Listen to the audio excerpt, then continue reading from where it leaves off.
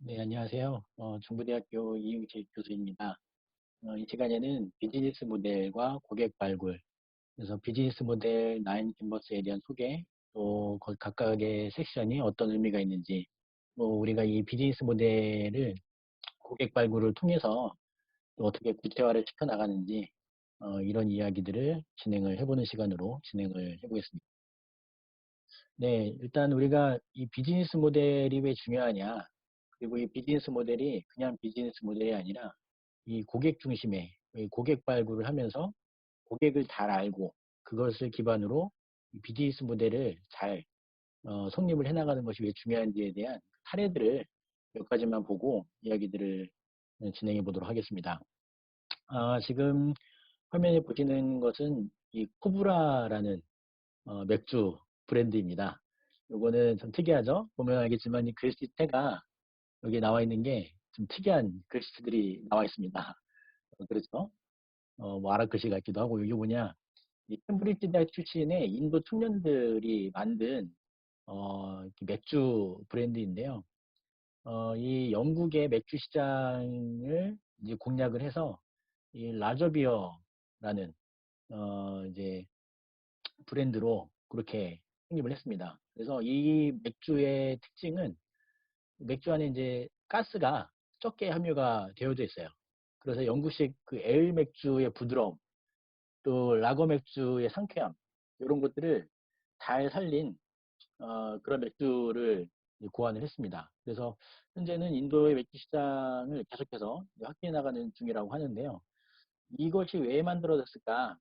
그때 실제로 이제 고객들이 느꼈던 대다수의 고객들이 많이 느꼈던 어려움들이 있던 거죠. 이제 왜 맥주를 마시면 배가 부를까? 그리고 왜 맥주를 마시면 화장실에 가야 하나? 이런 것들을 잘 해소할 수 있는 또 사람들이 요구를 잘 맞출 수 있는 그런 브랜드로 출시를 했습니다. 다음 예를 한번 보겠습니다. 사우스웨스트 에어라인인데요. 이 사우스웨스트 에어라인에서 이제 그 국내에 기내 비행을 하는 그런 서비스로 많이 특화가 되어져 있는데 이게 문제적인 일이에요. 이제 큰 도시에서 다른 거점 지역으로 도시에서 지역으로 갈 때 왜 렌트카를 이용을 해야 되냐? 빠르게 비행기로 가면 안 될까? 당연히 그러면 좋죠. 근데 이유는 비싸니까 이제 비행기를 타게 되면 훨씬 비싼 비용을 하기 때문에 이런 것이 사실 부담이 돼서 사람들이 잘 그렇게 이용하지 못했었습니다. 그래서 사우스웨스트 항공은 이 허브 공항하고 지역의 레지온 공항을 연결하는 기능에만 집중을 했어요. 그래서 기존에 이 항공사에서 제공했던 가격보다도 훨씬 더 저렴하게 호가항공으로 운행을 한 거죠. 그래서 현재는 이 저가항공 여객 기준의 세계 3위, 코로나 사태 전에서 이 세계 3위까지 랭킹을 달린 상황이었습니다. 그래서 보잉 737의 단일 기종을 운영하면서 기내 서비스를 최소화해서 이제 가격 절감을 한 거죠. 그래서 그 허브 앤 스포크 타입의 거점식 네트워크 형태가 아니고 보유 기종의 항속거리, 수용력을 최대한으로 활용해서 포인트 투 포인트 방식의 수송 방식을 선택을 했습니다. 그래서 어느 정도의 직객을 전망할 수 있는 단거리 그리고 중거리의 노선을 개설해서 노선을 서로 연결해가는 것으로 네트워크를 확대하는 전략을 잘 수립을 해서 이제 항공사 계열 중에는 성공적인 사례로 그렇게 뽑혀지고 있습니다. 또 다른 케이스를 한번 보겠습니다. 커블드라는 이제 웨이트 트레이닝 서비스인데 이거는 이제 1992년도 미국의 텍사스에서 여성 전용 헬스클럽으로 시작을 했습니다. 요게 나오게 된 그 배경 안에는 여성들이 피트니스를 하는데 잘 꾸준히 가지 못해요. 그 이유가 뭘까? 특별히 이제 피트니스를 할 때 여러 가지 이제 근력 운동을 많이 하게 되는데 여성들의 경우는 이런 것들이 너무 힘들다. 지속적으로 이게 하긴 동력이 너무 떨어진다. 이제 그런 얘기가 있는 거죠. 그래서 이래저래 잘 연구를 해보니까 유산소 운동이 중요한데 이게 과하게 할 필요가 없구나.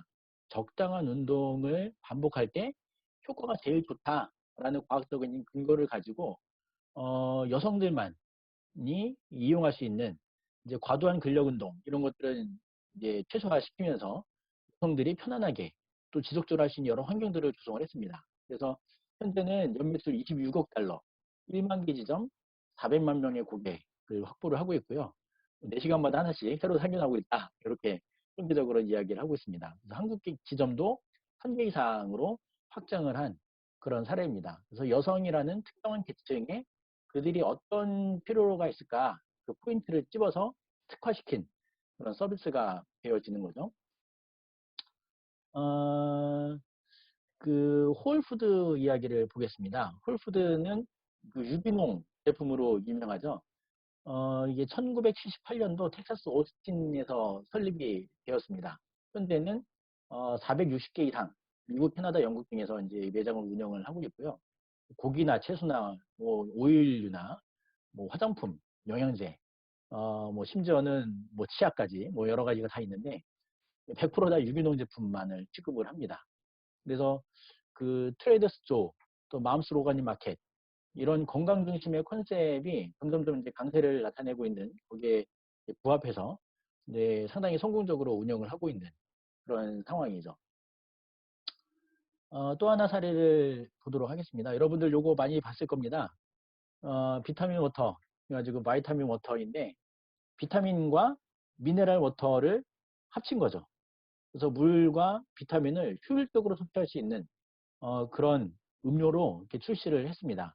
이것이 처음에는 1996년도에 스마트 워터라는 이 물을 가지고 사업을 하다가 이제 과일을 첨가해서 1998년도에는 프루트 워터가 들어갔다가 2000년대부터는 바이타민 워터라는 그런 브랜드로 시작을 했습니다.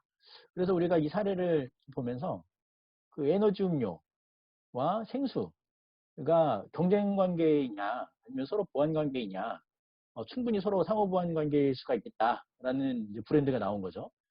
그래서 이 에너지 음료들 소비자한테 어떤 가치를 제공할 거냐 했을 때 새로운 라이프 스타일이냐 아니면 새로운 기능이냐 또는 이것이 새로운 유형의 제품이냐 아니면 기존 제품을 새롭게 위입시킨 것이냐 이런 것들이 이제 차별화가 될 수 있겠죠.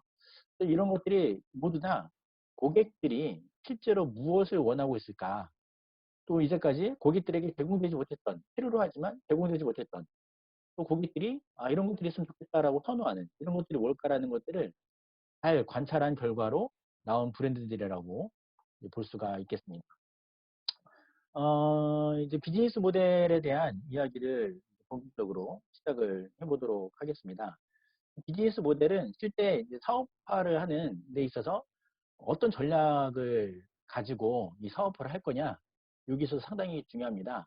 그래서 우리가 어떤 새로운 제품을 생산해서 이거를 시장으로 진출시키는 이런 과정을 잠깐 분석을 해보면 처음에 컨셉 디자인도 하고 초기 단계 해야 될 여러 가지들을 진행해요. 그러면서 이것이 어느 정도 진전이 되면 실제로 제품을 어떻게 개발할 거냐 프로덕트 디벨롭먼트 과정으로 쭉 들어갑니다. 그래서 개발이 쭉 되어지면 알파 테스트도 하고 베타 테스트도 하고 이걸 또 성공적으로 지내면은 이제 제품을 런칭을 하는 거죠. 그러고 나서 첫 번째 이제 제품들을 이제 쭉 뿌리는 과정을 진행을 하게 되어집니다. 이게 전형적인 이제 신제품 개발했을 때에 출시하게 되는 그런 과정인데요. 어, 우리가 보통 이제 그 워터폴 모델을 따라서 쭉 그 과정을 보게 되면 처음에 요구사항에 대한 분석을 합니다. 요구에는 이제 어떤 제품을 개발할 거냐, 어떤 신제품을 출시할 거냐, 이럴 때 중요한 게 창업자가 어떤 마인드를 갖고 있는지, 어떤 비전과 어떤 목표를 갖고 있는지, 이걸 상당히 중요하죠. 그러면서 세부적인 기술과 또 어떤 방법으로 제작할지, 이런 것들을 정의를 합니다. 그러고 나서 그 단계가 지나면 이 디자인 단계로 넘어가죠. 보통 마켓 리ኳ이먼트 다큐먼트라고 실제로 무엇을 요구하냐라는 것들을 이제 서류화를 시켜요. 그래서 보통 MRD라고 표현합니다. 요것을 잘 작성을 하고 요거에 기반한 제품의 형태, 기능을 실제로 이제 만들어냅니다. 구현을 하는 거죠. 그리고 시제품이라고 얘기하는 이제 데모 버전을 제작하고 또 테스트를 합니다. 요거까지가 성공적으로 되어지면 이제 양산을 해야 되겠죠. 제품을 다량으로 만들어야 되니까. 양산을 위한 생산 계획도 수립을 하고 또 판매를 위한 마케팅 전략도 수립을 하고 실제로 그 시장이 어떠한지 시장 점검도 합니다. 그리고 사업 수행을 위한 비즈니스 모델도 점검을 하고요. 그리고 이것이 정말 잘 운영이 되어지냐에 대한 사업화가 잘 되어지냐 검증을 해야 되겠죠.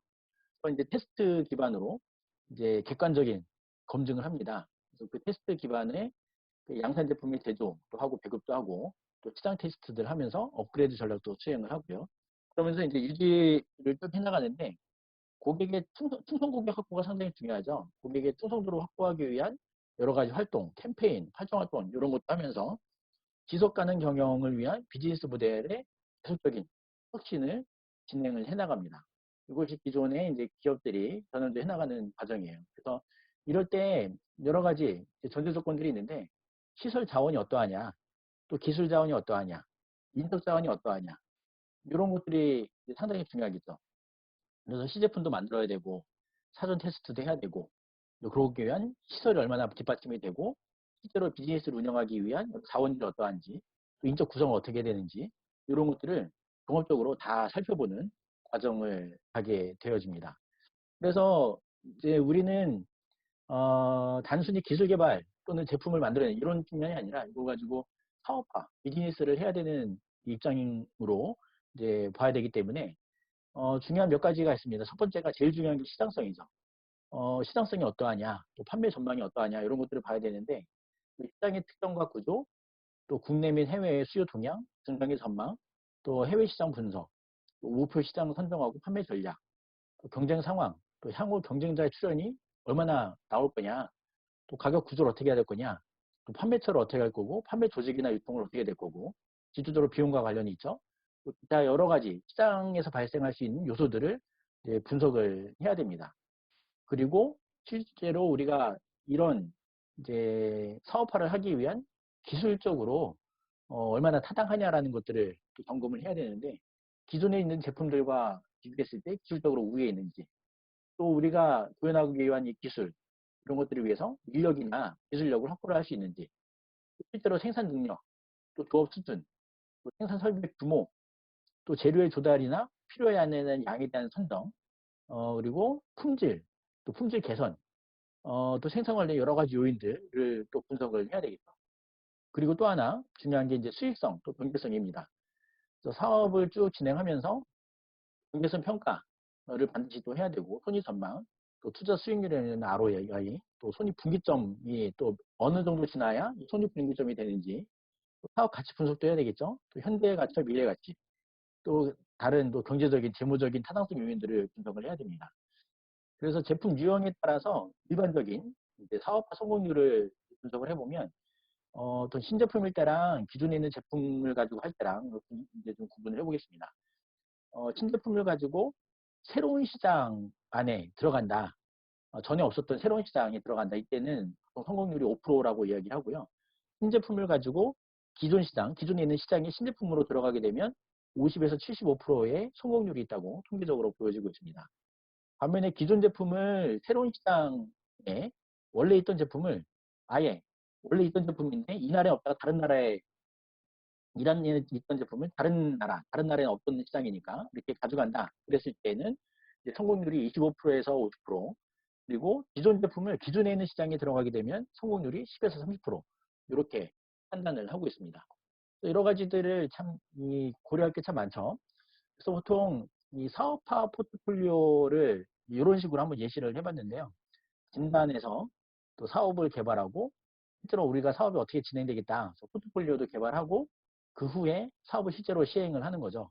그래서 시장 분석하고 기술 역량도 살펴보고 제품 서비스에 대한 것들 준비를 하고 목표 시장 분석을 하고 자원이 어떠하냐 또 어떤 조직이 갖춰지냐 이런 것들을 쭉 분석을 하는데 또 관련 시장을 파악하면서 이제 기술 역량도 확인을 해야 되고 그거에 따라서 사업 아이템도 조치를 해야 되겠죠. 그러면서 이거에 따른 이제 수익성도 분석을 하고 또 보유 기술의 평가를 하는데 외부 기술을 도입을 할지 우리 자체 기술로 될지 이런 것도 잘 판단을 해야 됩니다. 그러면서 우리 외부에 있는 기술을 이제 조달을 할지 안 할지 이제 봐야 될 것 같고 또 이 기술 개발하면서 이제 경쟁사와 얼마나 차별화를 할지 또 분석을 해야 되겠죠. 그러면서 이제 우리에게 이런 것들을 수행할 때 마케팅을 어떻게 해야 될 거고 자금 조달은 어떻게 해야 될 거고 또 내부 인력을 어떻게 관리해야 될 거고 이런 것들을 전반적으로 통해서 사업을 운영을 해나가게 됩니다. 이런 여러 가지 이제 복잡다단한 과정들을 하게 되는데, 그래서 궁극적으로는 고객이 누구고, 또 고객이 추구하는 가치가 무엇고, 또 이런 것들을 통해서 우리는 어떻게 돈을 벌어들일 수 있을 것이고, 또 그 가격을 어떻게 얼마나 돈으로 선정을 해서 우리의 서비스를 어떻게 전달할 거냐, 또 이런 이제 수익이나 또 비용이나 이런 것들을 어떻게 또 타당성 있게 분석을 해야 되고, 이런 것들을 전반적으로 다 해야 됩니다. 이제까지 제가 말씀드린 이런 것들이 굉장히 여러 복잡한 과정으로 진행이 되어야 되는데 이제 고민이 된 거죠. 이런 것들을 얼마나 좀 쉽게 정립을 할 수 있을까를 고민을 하다가 이 비즈니스 모델 캔버스라는 것들을 이제 고안을 하게 되었습니다. 그래서 이제 비즈니스 모델의 탄생이라는 책이 있어요. 관심 있는 분들은 이 비즈니스 모델 제너레이션이라는 책을 한번 쭉 보시면 좋을 것 같고요. 지금부터 이야기하는 이 비즈니스 모델 캔버스 9블럭에 대한 이야기는 이 비즈니스 모델 제너레이션에 나온 이야기들을 잘 정리해서 소개한 이야기들이라고 보시면 되겠습니다. 지금 이 화면상에 보이는 그림상에 예쁘게 표현이 되어 있는데요. 총 9개의 구역으로 구분이 되어져 있습니다. 또 보시면 뭐 밸류 프로포지션도 있고 커스터머도 있고, 이거는 이 밸류 프로포지션은 어 이제 어떤 비즈니스를 하냐 할 때 분명히 서비스나 프로덕트를 가지고 비즈니스를 하겠죠. 그 서비스나 그 프로덕트가 실제로 어떤 가치가 있는지, 우리가 생각하는 이 커스터머, 고객에게 어떤 가치로 이 전달될 수 있는 가치냐, 그 어떤 가치를 갖고 있는지를 이쪽에 잘 기입을 하게 되고요. 그리고 우리가 생각하는 그 고객은 어떤 고객이냐, 고객의 여러 가지 뭐 타입들을 예로 이제 선정을 해서 쭉 기입을 해보고, 이 밸류, 이 가치가 고객에게 어떤 식으로 전달되어질 거고, 고객을 어떻게 또 유지를 할 거고, 그러면서 어떻게 수익을 낼 것인지, 또 이 가치를 만들어내기 위해서 어떤 자원을 가지고 어떤 활동을 하고, 또 우리에게 없는 자원을 누구와 파트너십 맺어서 이런 액티비티를 같이 할지, 그리고 이 결과적으로 이런 활동들을 가치를 만들어내기는 활동들인데 이걸 통해서 얼마나 비용이 소진되는지, 최종적으로 우리가 예상하는 이 수익과 또 투입되는 비용이 서로 비교했을 때 정말 우리가 계획된 대로 이 비용보다 수익이 더 클지 그렇지 않을지, 이런 것들을 타당성 있게 분석을 해보는 자료입니다. 그래서 이 비즈니스 모델 캔버스 9블럭이라고 얘기를 하는데, 이것을 잘 객관적으로 완성도 있게 작성을 하면 할수록 비즈니스를 시작하는 단계에서 실패할 확률을 최소화시킬 수 있는 그런 과정을 갈 수가 있습니다. 각각의 블럭에 대해서 오늘 이 시간에는 아주 간략하게 한 번씩 쭉 돌아보고, 어떻게 이 비즈니스 모델 캔버스 9블럭을 우리가 활용해서 잘 이걸 작성할 수 있을지에 대한 이야기를 진행을 해보도록 하겠습니다. 총 9개 블럭이죠. 그래서 가장 중요한 게 이 밸류 프로포지션과 커스터머 세그먼트입니다. 그리고 이 밸류를 이 커스터머에게 전달하는 이 채널이라 했죠. 채널. 그리고 고객을 어떻게 유지할 건지, 고객 관계를 어떻게 할 건지, 커스터머 릴레이션십. 이걸 활동을 통해서 나오는 레비뉴 스트림, 수익입니다. 수익 모델. 그리고 이런 밸류를 형성할 수 있는 키 리소스와 핵심적인 자원들, 그리고 키 액티비티, 핵심적인 활동들, 또 이것들을 하기 위한 우리에게 없는 것들을 누군가 도움을 받아야 되니까 키 파트너, 누구와 파트너십을 할 건지, 그리고 실제로 이 활동들을 통해서 얼마만큼 비용 소진되는지에 대한 코스트 스트럭처, 이렇게 총 9개의 블록으로 구성이 되어져 있습니다. 각각에 대한 이야기를 해볼 텐데요. 그 스트레티사이저에서 이 비즈니스 모델 캔버스 9블럭에 대한 이 템플릿을 제공을 하고 있습니다. 그래서 누구든지 이걸 다운받아서 활용할 수 있게끔 제작을 했는데요. 우리도 이 템플릿을 잘 활용을 해보도록 하겠습니다. 이 비즈니스 모델 캔버스 9블럭을 이제 스카이프에서 본인들의 비즈니스를 작성한 예시입니다. 그래서 스카이프 여러분들 다 아시죠? 화상으로 비대면으로 서로 간에 이제 얼굴을 보면서 이야기를 할 수 있는 이제 그런 시스템입니다. 그래서 인터넷이라는 이 도구가 활성화되면서 이 스카이프라는 이 비즈니스가 상당히 각광을 받고 있었고 이때까지 비즈니스를 잘 해오고 있는 상황이죠. 스카이프라는 비즈니스 서비스를 출시를 했는데 여기는 이제 커스터머 세그먼트, 클라이언트 세그먼트로 되어 있는 커스터머 세그먼트죠. 그래서 세계 각국에 있는 실제로 화상으로 뭔가 미팅을 해야 되는 그런 사람들, 개인별로 또는 그룹별로, 그래서 뭐 어떤 회사라든지 학교라든지 또 공공단체라든지 뭐 친구들끼리라든지 어느 누구든지 이런 대상들이 될 수 있었죠. 그래서 그들에게 어떤 채널을 할 건지 여기다가 이제 나름대로 이제 기술했습니다. 이제 스카이프라는 서비스는 실제로 이제 그 인터넷 서비스를 통해서 연결이 될 수 있고 비용을 지불할 수 있게끔 그렇게 되어져 있죠. 그러면서 어떤 전략을 통해서 고객을 확보하고 유지하고 확산시킬지에 대한 전략을 써 있고 이걸 통해서 얼마만큼의 수익이 나오는지 기입을 했고요. 그러면서 이런 이제 스카이프라는 이 서비스를 구현하기 위해서 어떤 자원, 소프트웨어도 필요하고 이제 뭐 전문가도 필요하고 그렇죠. 그러면서 어떤 활동들을 하는지 소프트웨어 디벨롭먼트도 해야 되고 그리고 이제 매니지먼트에 대한 활동도 해야 되고 그래서 누구랑 또 파트너십 할 때 마이크로소프트라든지 뭐 신용카드 회사라든지 이런 데랑 이제 제휴를 맺어서 파트너십을 맺은 거죠. 그래서 이런 활동들 할 때 얼마만큼의 비용이 나오는지 코스트러처를 적어보고 이런 식으로 이 스카이프의 비즈니스 모델 나인블럭 캔버스를 작성을 한 예시입니다. 그래서 여러분들도 각 팀마다 본인의 팀에 맞는 이 비즈니스 모델을 작성을 해볼 수 있는 그런 기반이 되어지겠습니다. 그래서 어떤 업종이나 특성 등에 맞춰서 다양하게 이제 제작이 되어지는데요. 상당히 다양한 케이스들이 나오게 되겠죠. 그 예시들을 수업 내용을 통해서 좀 더 자세히 보도록 하겠습니다. 그래서 간략하게 표현을 해봤습니다. 고객은 이 고객이죠. 어떤 고객이 타겟이냐. 이 고객은 당신에게서 어떤 가치를 기대할까. 실제로 고객이 원하는 그 가치가 우리 서비스에 담겨 있어야 되겠죠.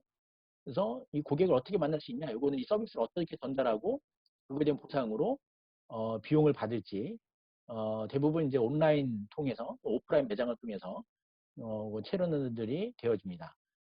고객이 어떻게 하면 당신 편이 될 수 있냐, 여기 뭐냐? 어떻게 고객을 모집을 해서 고객을 확보하고 그 확보된 고객을 어떻게 계속 유지를 시킬 거고 그리고 계속해서 고객을 더 확산시킬 거냐? Get, Keep, Grow 이 전략으로 이 커스터머 리레이션십이 작성이 되겠고요. 그러면서 고객은 당신에게 지불하고 싶은 대가는 얼마일까요? 이제 실제로 내가 얼마만큼 우리 팀이 얼마만큼의 이 돈을 벌 수 있을 거냐? 그 수익 모델에 대한 값을 이쪽에다가 잘 나름대로 정리를 해봅니다. 그리고 우리가 이런 가치를 만들기 위해서 어떤 일을 해야 되냐, 어떤 액티비티를 해야 될지, 그리고 어떤 자원이 필요할지, 누구랑 협업을 해야 될지, 그러면서 얼마만큼의 비용이 쏟아질지 이런 이야기들을 적어보겠습니다. 각 세션별로 세부적으로 이야기들을 진행을 해볼게요. 그래서 일단 이런 비즈니스 모델 캔버스의 가장 중요한 건 고객 발굴입니다. 커스터머 디스커버리. 고객을 잘 분석하고 고객을 통해서 이 비즈니스 모델 나인블럭이 완성도 있게 현실성 있게 만들어지는 거죠. 그래서 이 나의 아이템, 내 아이디어가 왜 어떤 면에서 언제 시장에 적합할까 이것들을 우리가 충분히 커스터머 디스커버리를 통해서 검증을 해나갈 수가 있습니다. 이 커스터머 디스커버리에 대한 얘기를 잠깐 진행을 해보겠습니다. 일단 우리가 이제 비즈니스 모델 캔버스를 잘 작성을 해요. 그리고 나서 우리가 뭔가 준비가 되었다. 이게 비즈니스 모델 캔버스를 잘 만들어서 뭐 나름대로 뭐 MVP도 만들고 MVP는 나중에 또 설명할게요. 미니멈 바이블 프로덕트라고 해서 고객이 진짜 원하는 게 뭐냐라는 것들을 검증하기 위해서 우리가 만드는 정말 핵심 가치가 뭘까라는 것들을 확인하기 위해서 검증하기 위해서 만들어내는 그런 것들을 MVP라고 얘기합니다. 기존에 우리가 얘기하는 프로토타입이랑은 약간 다른 개념이죠. 그리고 나서 이제 게러로드 빌딩 밖으로 나가서 예상되는 사람들, 이제 수요자들, 고객들을 뭐 100명이든 200명이든 300명이든 만나보는 과정을 합니다. 그러면서 우리가 생각했던 컨셉이 이렇구나, 이렇게 해야 되겠다, 뭐 피보팅도 하고 하면서 이제 포지셔닝을 우리가 제공하는 서비스나 프로덕트에 대한 포지셔닝을 그에 맞게 잘 해나가는 거죠. 그러면서 이 포지션 된 거를 고스란히 이 비즈니스 모델 라인블럭 캔버스 안에 잘 녹여냅니다. 그러면서 완성도를 계속해서 높여나가는 이것을 계속해서 이터레이션을 해나가면서 최종적으로 완성도 높은 이 비즈니스 모델 나인블럭 캔버스를 완성을 해나가게 됩니다. 그래서 우리가 생각하는 가치에 대한 것도 검증을 하고 우리가 예상하는 고객도 검증을, 그러니까 우리가 생각했던 고객이 진짜 고객이냐 아니냐, 또 우리가 생각했던 채널이 맞냐 아니냐, 또 우리가 생각했던 이 커스터머 릴레이션십이 맞냐 아니냐, 또 우리가 생각했던 이 키 리소스가 정말 그러하냐 아니냐, 또 키 액티비티가 그러하냐, 이런 것들을 일일이 다 검증을 할 수 있는 과정이 되어지겠습니다. 그래서 우리가 이 밸류 프로포지션, 이건 우리가 가치예요. 정말 고객들이 필요로 하는 게 뭐냐, 이게 우리의 밸류 프로포지션 안에 잘 녹아들어야 됩니다. 그러면서 이것이 우리의 실제적인 밸류 프로포지션이 잘 되면 될수록 이 레비뉴가 점점점 높아지는 거죠. 이 밸류 프로포지션은 여기 나온 대로 아이디어나 프로덕트, 그러니까 우리는 이런 서비스를 제공해, 이가 아닙니다. 이 밸류 프로포지션은 우리가 제공한 서비스 때문에 우리가 예상하는 고객이 실제로 누릴 수 있는 그 가치가 뭐냐, 만족하는 포인트가 뭐냐라는 거를 여기다가 다 기술을 하는 거죠. 예를 들면 뭐 우리 서비스를 사용하기 때문에 뭐 소비자들이 가격을 절감할 수 있다, 또는 시간을 절감할 수 있다, 또는 뭐 자존감을 높일 수가 있다, 또는 뭐 이런 것들 때문에 그 사람의 뭐 포지셔닝이 그 사람의 입지가 더 좋아질 수 있다, 뭐 여러 가지 또 매력적일 수 있다, 이런 것들인 거죠. 그래서 여러분들이 이제 실제로 어떤 가치를 고객에게 제공을 해줄 거냐, 이런 관점에서 이 가치 제안을 해봐야 될 것 같습니다. 우리 제품의 서비스의 가치만큼 고객이 실제로 지불할 수 있는 이 돈이 정확하게 매칭이 됩니다. 내가 이런 서비스를 제공하고 이 서비스 안에는 고객이 이런 가치를 얻을 수 있기 때문에 얼마만큼 정도는 지불할 수 있겠다라는 것들이 정해지는 거죠. 그래서 우리가 제공하는 서비스는 고스란히 고객이 지불하는 이 돈이라는 금액과 맞교환이 되어집니다. 그래서 우리가 이거를 이제 등가 교환이라고 이야기를 할 수가 있는 거죠. 그래서 핵심 가치가 뭘까? 이 밸류 프로포지션은 고객 입장이에요. 우리 관점이 아니라 우리 제작하는, 우리 사업하는 사람의 입장이 아니라 고객의 입장, 소비자 입장에서 정말 핵심적인 차별점이 뭘까? 왜 그들이 우리 서비스를 선택을 할까? 이런 것들을 고민을 해보는 겁니다. 그래서 물리적인 가치가 있을 수 있고 감성적인 가치가 있을 수 있어요. 고객이 처음으로 이 제품을 접했을 때 느끼는 특징이 뭘까? 이 서비스가 고객에게 주는 직접적인 만족도가 뭘까? 그리고 왜 이 서비스를 다시 구매할까? 어떤 측면에서 다른 경쟁하는 것보다 더 우월하다고 생각할까? 어떤 물리적인 가치 또는 감성적인 가치, 이런 것들을 통해서 우리가 핵심 가치를 잘 설정을 해야 됩니다. 이 고객들이 왜 우리 제품을 살까? 왜 마음을 설레게 할까? 마치 뭐 애플 제품 같은 경우 뭐 출시일이 다가오면은 사람들이 막 줄 서서 매장 앞에 기다리죠. 뭐 설레는 거죠. 내가 저 제품 빨리 사야 돼. 2, 3일 기다리는 거는 문제도 아니야. 매장 앞에서 뭐 하루, 이틀, 3일 기다리면서, 손꼽아 기다리면서 문이 열자마자 정말 기분 좋게 들어가서 제품을 얻었을 때 그 뿌듯함, 이런 이제 감성적인 만족을 고객한테 주는 거죠. 애플이 그러면서 상당히 이제 잘 성공적으로 이 고객을 확보한 기업이라고 할 수가 있겠습니다. 그래서 우리가 제안하는, 우리 팀이 제공한 핵심 가치, 또 물리적인 가치, 감성적인 가치가 어떠할까라는 것들을 이제 잘 분석을 해봐야 됩니다. 그래서 문제점들을 나름대로 이제 잘 파악을 해봐야 되는데, 우리가 제공한 핵심 가치가 경쟁자와 뭔가 뚜렷한 차이점이 없다. 정말 고객이 반드시 구매하고 싶은 이유가 뭘까?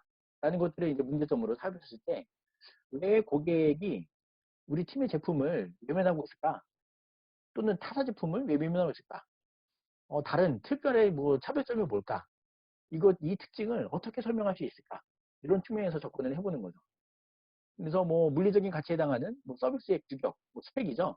뭐 소재, 뭐 기능, 이런 것들이죠. 근데 요거가 뭔가 뭐 다른 거 있는지, 또 서비스를 이런 뭐 기능이나 뭐 이런 것들에 대해서 사용법에 있어서 문제가 또 있냐, 또는 또 포장, 뭐 최종적으로 보여주는 뭐 디자인, 이런 것들이 뭐 부적절하냐, 이런 것들에 대해서 왜 그럴까, 뭐 무엇이 다를까, 어떻게 이런 것들을 설명할 수 있을까, 나름대로 또 정의를 해볼 수 있고, 이 서비스를 구매하는 이 감성적인 이유가 뭘까, 또 계속 구매하고자 하는 동기가 뭘까, 이런 것들도 우리가 분석을 해볼 수가 있습니다. 그래서 고객이 느끼는 어떤 문제점, 우리가 페인이라고 정의할 수가 있고요. 고객이 얻을 수 있는 실제로 그 솔루션을 우리가 개인이라고 할 수가 있는데, 실질적인 이 어떤 사업화하는 아이템의 가치 체계를 보면 또 문제를 해결하기 위한 게 되겠죠. 그 문제를 잘 분석을 하고 그 문제를 실제로 어떻게 해결할 건지, 이게 우리의 솔루션이 되는 거죠. 우리는 이러한 솔루션으로 고객이 갖고 있는 문제점을 해결을 할 거야. 그래서 우리가 갖고 있는 핵심 가치는 이런 핵심 가치를 고객에게 전달하는 거야. 라는 것들을 우리가 볼 수가 있습니다.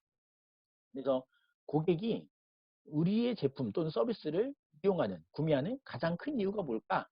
이거를 잘 생각해서 이 밸류 프로포지션에 우리가 잘 기입을 해야 되겠습니다. 그래서 이거는 이제 한번 작성해 봤으면 좋겠다 싶은 건데요. 핵심 가치가 뭐냐? 그랬을 때 우리가 제공하는 서비스의 어떤 외형이나 규격이나 기능, 이런 것도 한번 잘 분석해보고 가격도 한번 분석해보고, 그러면서 물리적인 가치와 감성적인 가치를 나름대로 잘 정리를 해보면 좋을 것 같습니다. 그래서 밸류 프로포션 타입에 대한 걸 한번 볼게요. 어떤 프로덕트나 서비스일 텐데, 고객에게 제공하는 가치 제한의 이제 어떤 부분이냐, 어떤 제품인지 또는 상품인지 농산물인지, 서비스일 때는 어떤 컨설팅인지 또는 뭐 미용 서비스 이런 여러 가지 뭐 투자에 대한 조언 서비스를 하는 건지 여러 가지 뭐 서비스 형태가 있을 겁니다. 그리고 고객에게 제공하는 것이 어떤 무형의 제품이냐, 저작권이나 RSS일 수도 있죠. 또는 이게 뭐 사전 판매 또는 판매 서비스냐, 어떤 솔루션을 판매하는 거냐, 또는 무료 배송 서비스냐, 또는 자금 조달이냐, 또는 특정한 서비스를 찾기 등이냐, 이런 것도 서비스일 수 있고요. 또는 이제 뭐 고객에게 제공하는 게 금융에 대한 거냐, 금융 보증이나 보험 정책 이런 걸 수도 있고, 또는 애프터 서비스에 대한 거냐, 뭐 유지 관리에 대한 뭐 처분 보수 이런 것도 있어요. 또는 뭐 디지털 제품이냐, 뭐 MP3 파일이나 전자서적인 이런 것도 있습니다. 여러 가지 이제 밸류 프로포션 타입들이 있을 수가 있겠고요. 실제적인 이제 가치에 대한 분석을 해보면 첫 번째는 이제 페인킬러 이 부분이 있습니다. 그래서 뭐 시간을 줄여준다든지, 어떤 노력이나 비용이나 이런 걸 절감해 줄 수 있다든지, 또는 고객의 어떤 감정 상태를 좋게 만들 수 있냐, 좌절감, 괴롭힘, 두통 이런 것들을 해결해 줄 수 있는 문제냐, 또는 성능 개선에 대한 문제냐, 새로운 기능, 또 향상된 성능, 품질 이런 것들에 대한 가치를 제공하는 거냐, 또는 고객이 직면하는 어려움, 도전에 대한 것들을 해결해 주는 거냐, 일을 더 쉽게 할 수 있는지, 또는 일을 하는데 도움을 주고 또 일을 하는데 어떤 여러 가지 더한 게 없애는 이런 것 가치를 제공해 주는 거냐, 또는 어떤 부정적인 사회적인 결과를 제거해 주냐, 얼굴 이제 내 얼굴을 좀 봐서 좀 어디 해달라 뭐 이런 거죠. 뭐 신뢰관계 여러 가지 뭐 이제 힘의 관계, 또는 이제 존재하는 위험 요소를 제거해 주는 거냐, 재정적인 위험 요소, 사회적인 위험 요소, 기술적인 위험 요소 이런 것들을 제거해 주냐, 이런 페인킬러 입장에서의 가치가 제한될 수가 있습니다. 또는 이제 게임 크리에이터죠. 고객이 원하는 걸 더 잘 얻게끔 하는, 행복을 더 추구해 주냐, 또 더 나은 결과를 만들어 주냐, 또는 고객을 기쁘게 하는 현재 해결 방법과 같거나 더 향상시키냐, 또는 고객의 직업이나 삶을 더 편안하게 만드냐, 고객이 원하는 근저적인 결과를 만들어내냐, 뭐 이런 여러 등등 고객이 원하는 걸 더 잘 만들어주는 가치냐, 이런 측면에서도 우리가 가치를 제한을 할 수가 있겠습니다. MVP라고 표현을 했는데요. 미니멈 바이어블 프로덕트, 최소 존속 제품이라고 합니다. 그래서 우리가 실제로 고객이 정말 핵심적으로 원하는 게 뭐냐라는 것들을 검증하기 위해서 그 확인하고자 하는 것들에 해당하는 그 뭔가를 만들어서 제시를 해보는 거죠. 그랬을 때 고객의 반응을 이해할 수 있는 그런 상황인데, 나중에 우리 MVP에 대한 거는 조금 더 자세하게 별도로 이야기를 해보도록 하겠습니다. 그래서 문제를 이해하고 있는지를 검증해야 돼요. 실제로 고객이 이런 문제를 갖고 있냐라는 거를 우리가 실제로 잘 이해하고 있냐. 그래서 고객의 페인에 대한 실질적인 팩트가 뭐냐라는 거를 검증을 하기 위해서 MVP를 사용을 하고요. 또 고객의 실제로 이제 개인, 이렇게 하면은 고객이 여러 가지를 잘 해결해 줄 수 있어. 라는 개인에 대한 거를 진짜 현실성 있게 진짜 팩트가 뭐냐라는 것들을 검증을 하는 거죠. 그리고 정말 이 서비스 또는 프로덕트의 고객에 해당하는 그 관여하는 사람이 있겠죠. 의사결정자라든지, 또는 이제 뭐 가격을 돈을 지불하는 페이어라든지, 이런 사람들이 실제로 요구사항이 뭐냐라는 것을 알아가는 과정입니다. 그래서 인터뷰를 통해서 진행하면서 데모나 또 프로토타입 등을 제작할 때 이 MVP라는 개념을 적용을 해서 만들게 되어지면 정말 고객이 원하는 것들을 확인한 검증한 그대로 우리가 프로토타입 또는 시제품에 이제 적용을 할 수 있는 그런 사례들이 되겠고요. 그리고 이제 여러 가지 수많은 벤치마킹도 해야 될 그런 필요들도 있겠습니다.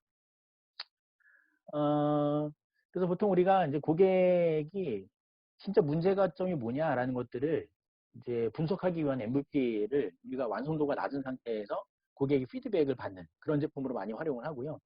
완성도가 높은 그런 MVP들은 실제로 이게 우리가 이런 정도까지 개발을 해야 되는데 무엇을 더 업그레이드해야 되겠는가, 그러기 위해서 뭘 해결해야 되는지 이런 것들 측면에서는 완성도가 높은 MVP를 이제 제작을 해냅니다. 그래서 우리가 이제 밸류 프로포지션을 하기 위한 여러 가지 좀 핵심적인 질문들을 볼 수가 있겠는데요.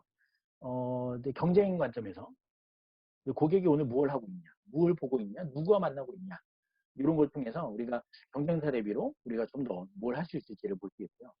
기술이나 시장 관점에서는 문제를 해결하는 것이 무엇 때문에 왜 어려우냐, 또 시장 규모 입장에서는 목표 시장에 얼마나 큰 문제냐, 그 시장이 안에서 얼마나 중요한 문제를 우리가 풀려고 하는지, 우리가 정작 제안하는 서비스나 프로덕트가 뭐 3천 명 정도만 사용한다, 이럴 때는 이게 적절한 수준이 되지 않습니다. 정말 다수 수만 명 이상이 우리 서비스에 관심을 갖고 있다. 그리고 이 고객들이 지속적으로 이제 늘어나는 상황이다. 이런 것들에 대한 확보가 필요하겠죠. 그리고 이 문제 해결 가능한 방법이 뭐냐, 이게 실제 제품이 되겠죠. 그리고 정말 중요한 문제가 무엇인지, 또 어떤 역학적인 생태계를 이루고 있는지, 이런 분석들이 필요하겠습니다. 그래서 이 밸류 프로포지션에는 이제 키 인사이트가 들어가게 돼요.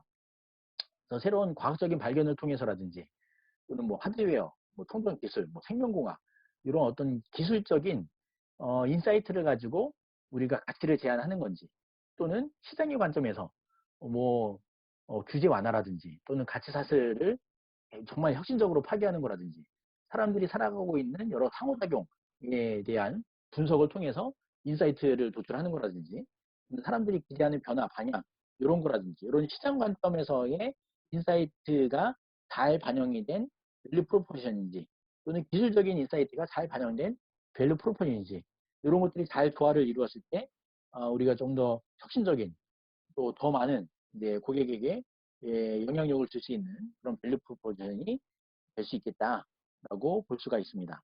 그래서 가치 제한의 일반적인 원인은 대부분의 그냥 기능의 일부분만 그냥 표현을 해요. 어떤 뭐 어느 정도 어떤 기능이 있다, 뭐 어떤 역할을 하고 어떤 기능이 있다라고까지만 제공을 하는 것만 제안을 하기 때문에 정말 고객이 그것을 가치 있게 여기는지에 대한 검증이 되지 않는 그런 사례들이 많이 있습니다. 그 다음으로 우리가 이제 시장에 대한 커스터머에 대한 이야기로 넘어가고 있습니다. 누가 우리의 고객이 될까라는 생각을 해볼 텐데요. 우리의 고객이 누구냐, 어떤 특징 가진 사람이냐, 우리 고객은 무엇을 필요로 하는 사람들이냐, 또 무엇을 두려워하는 사람이냐, 그 무엇 때문에 행동을 주저하고 있냐, 무엇을 해결해 줄 사람이냐라는 것들을 우리가 분석을 해보는 거죠. 그래서 고객에 대한 세분을 몇 가지로 좀 할 수가 있습니다. 최종 사용자, 엔드 유저인지, 또 그 사용자에게 영향을 주는 인플루언서인지, 또는 어떤 조언해준 레코멘더인지, 레코멘더의 대표적인 사례가 의사죠. 의사가 레코멘데이션 하면 의사가 레코멘데이션 한 대로 환자가 뭔가를 구매하거나 어떤 액션을 취합니다. 그리고 의사결정자인지, 이건 어떤 기업체일 때 기업체에 실제로 의사결정자가 있죠. 그래야지만 아무리 뭐 의사결정자가 아닌 사람이 뭐 좋다고 해봤자 이것이 구매되어질 가능성이 높지 않습니다.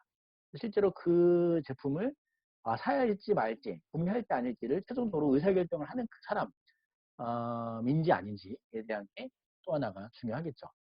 그리고 실제로 돈을 지불하는 이코노미 바이어, 지불하는 사람인지, 또는 서부터 뭔가 그 방해하는 사람인지, 뭔가 영향을 주는 사람인지, 뭐 이런 것들이 이제 중요합니다. 그래서 또 다른 타입의 여러 가지 타입의 이제 이제 고객에 대한 세분화가 될 수가 있겠죠.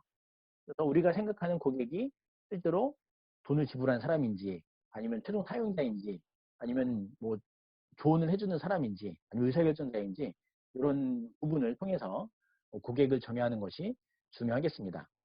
그래서 기능적으로는 사회적으로 어떤 일을 하고 있는 사람이냐, 또 감정 상태가 어떤 사람이냐, 또 고객이 만족할 수 있는 기본적 요구사항이 뭐냐, 이런 것들을 잘 구분을 할 수가 있겠고요.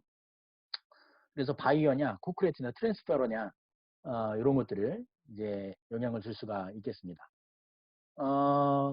고객이 많은 비용을 쓰고 있는 것이 무엇이냐, 또 현재 고객이 사용하고 있는 해결 방법이 무엇이냐, 또 고객이 느끼는 어려운 과제는 뭐냐, 또 고객이 잠을 깰 정도로 정말 걱정하는 게 뭐냐, 고객이 결정하려고 하는데 방해가 되는 장벽이 뭐냐, 또 고객을 더 나쁘게 느끼게 하는 게 뭐냐, 고객은 어떤 위험을 느끼냐, 어떤 두려워하는 것들이 있냐, 이런 것들을 이제 잘 분석을 해봐야 되겠습니다. 그러면서 고객이 행복감 느끼는 게 뭘까, 또 기대하는 게 뭘까, 또 어떤 솔루션으로 어떤 즐거움을 줄 수 있을까, 또는 현재 고객이 이제 진행되는 것보다 더 쉽게 할 수 있는 게 뭐가 있을까, 또 사회적으로 뭐 보여주고자 하는 게 뭘까, 또는 고객이 찾는 게 뭐냐, 우수한 디자인이냐, 또 뭘 보장받는 거냐, 특정한 기능이냐, 또 뭘 얻고 싶어 하냐, 성취냐, 또는 뭐 실패를 결정하는 게 뭘까, 뭐 시적이나 뭐 비용이나, 또 뭐 해결책을 채택할 가능성이 어느 정도 증가할 것 같냐, 뭐 비용 절감이라든지, 뭐 투자 감소라든지, 위험 감소라든지, 이런 것들을 잘 분석을 해보는 거죠. 그래서 이런 전반적인 거 가지고 이제 페르소나를 잘 분석을 해봅니다. 고객에 대한 이 사람이 어떤 사람일까라는 것들을 이제 분석을 해보는 거죠.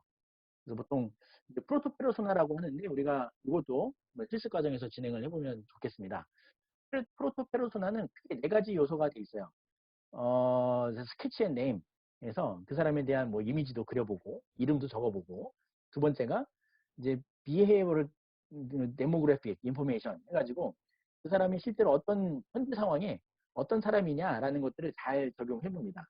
그리고 그 사람이 세 번째는 페인 앤 니즈, 그래서 정말 어려워하는 게 뭐고 필요로 하는 게 뭐냐를 적어보는 거죠. 그리고 이것을 해결하기 위한 잠재적인 솔루션, 포텐셜 솔루션을 또 적어봅니다.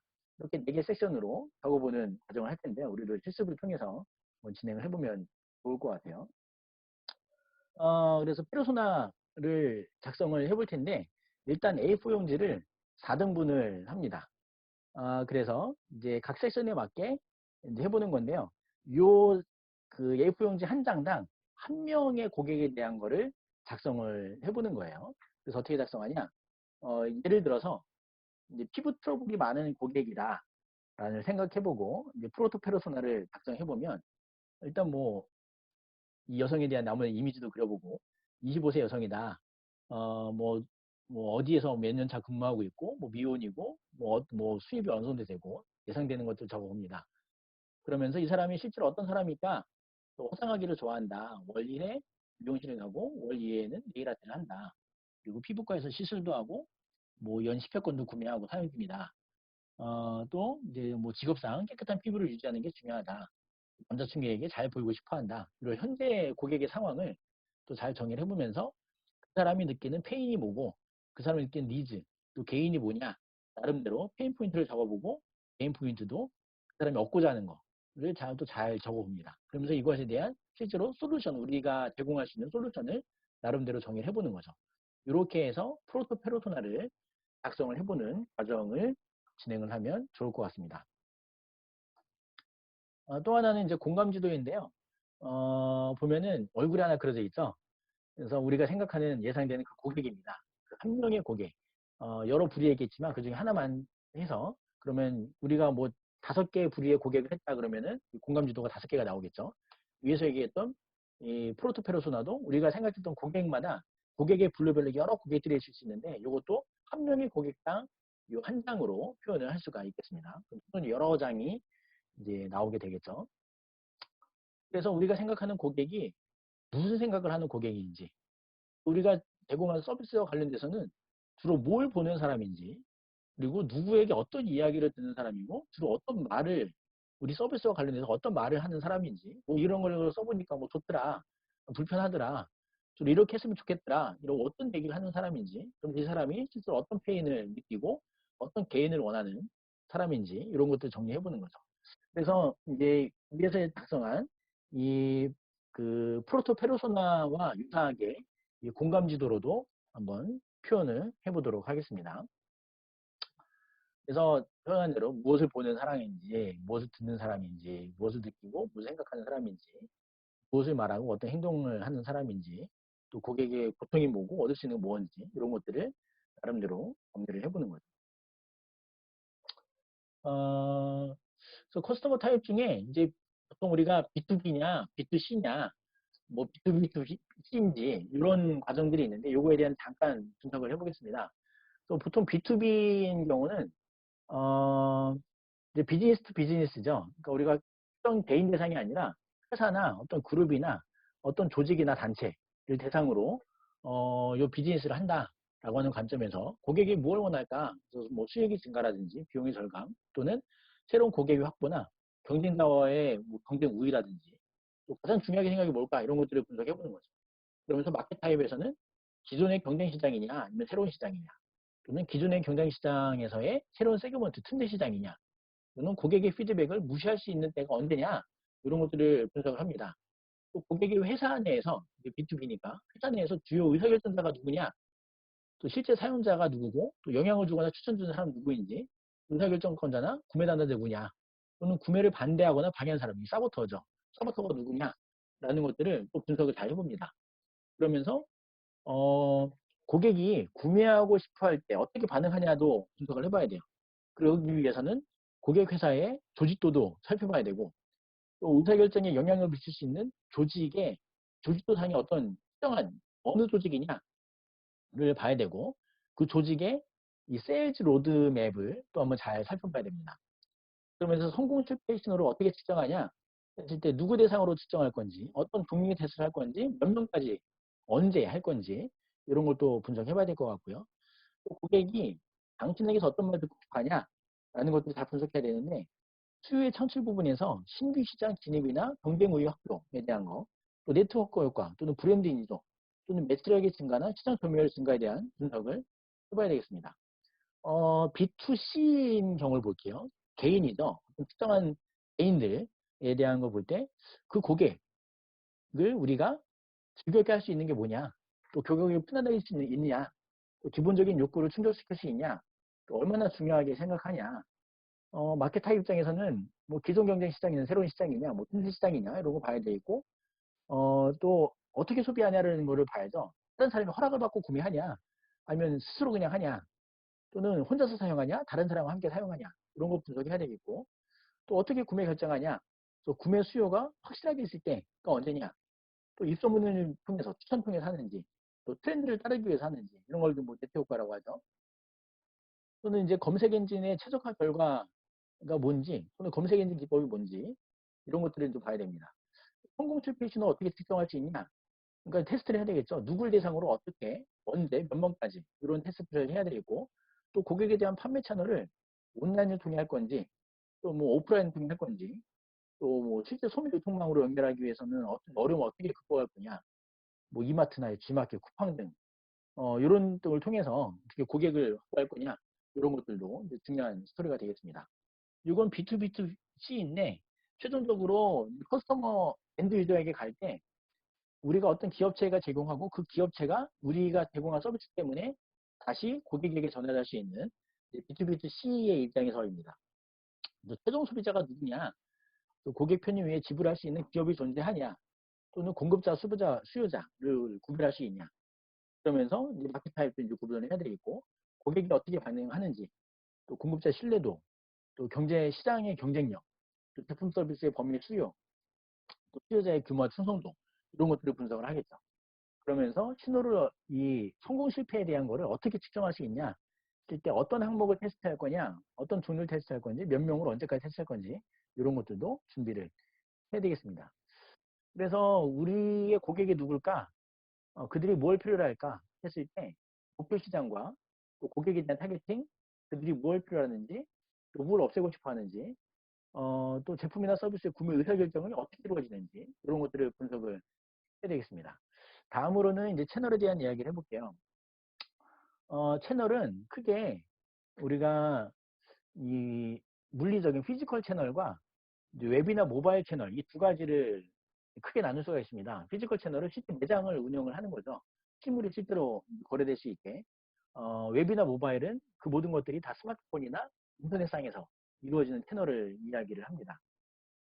그래서 어, 보통 우리가 피지컬 채널이냐, 버추얼 채널이냐 이렇게 구분할 수 있어요.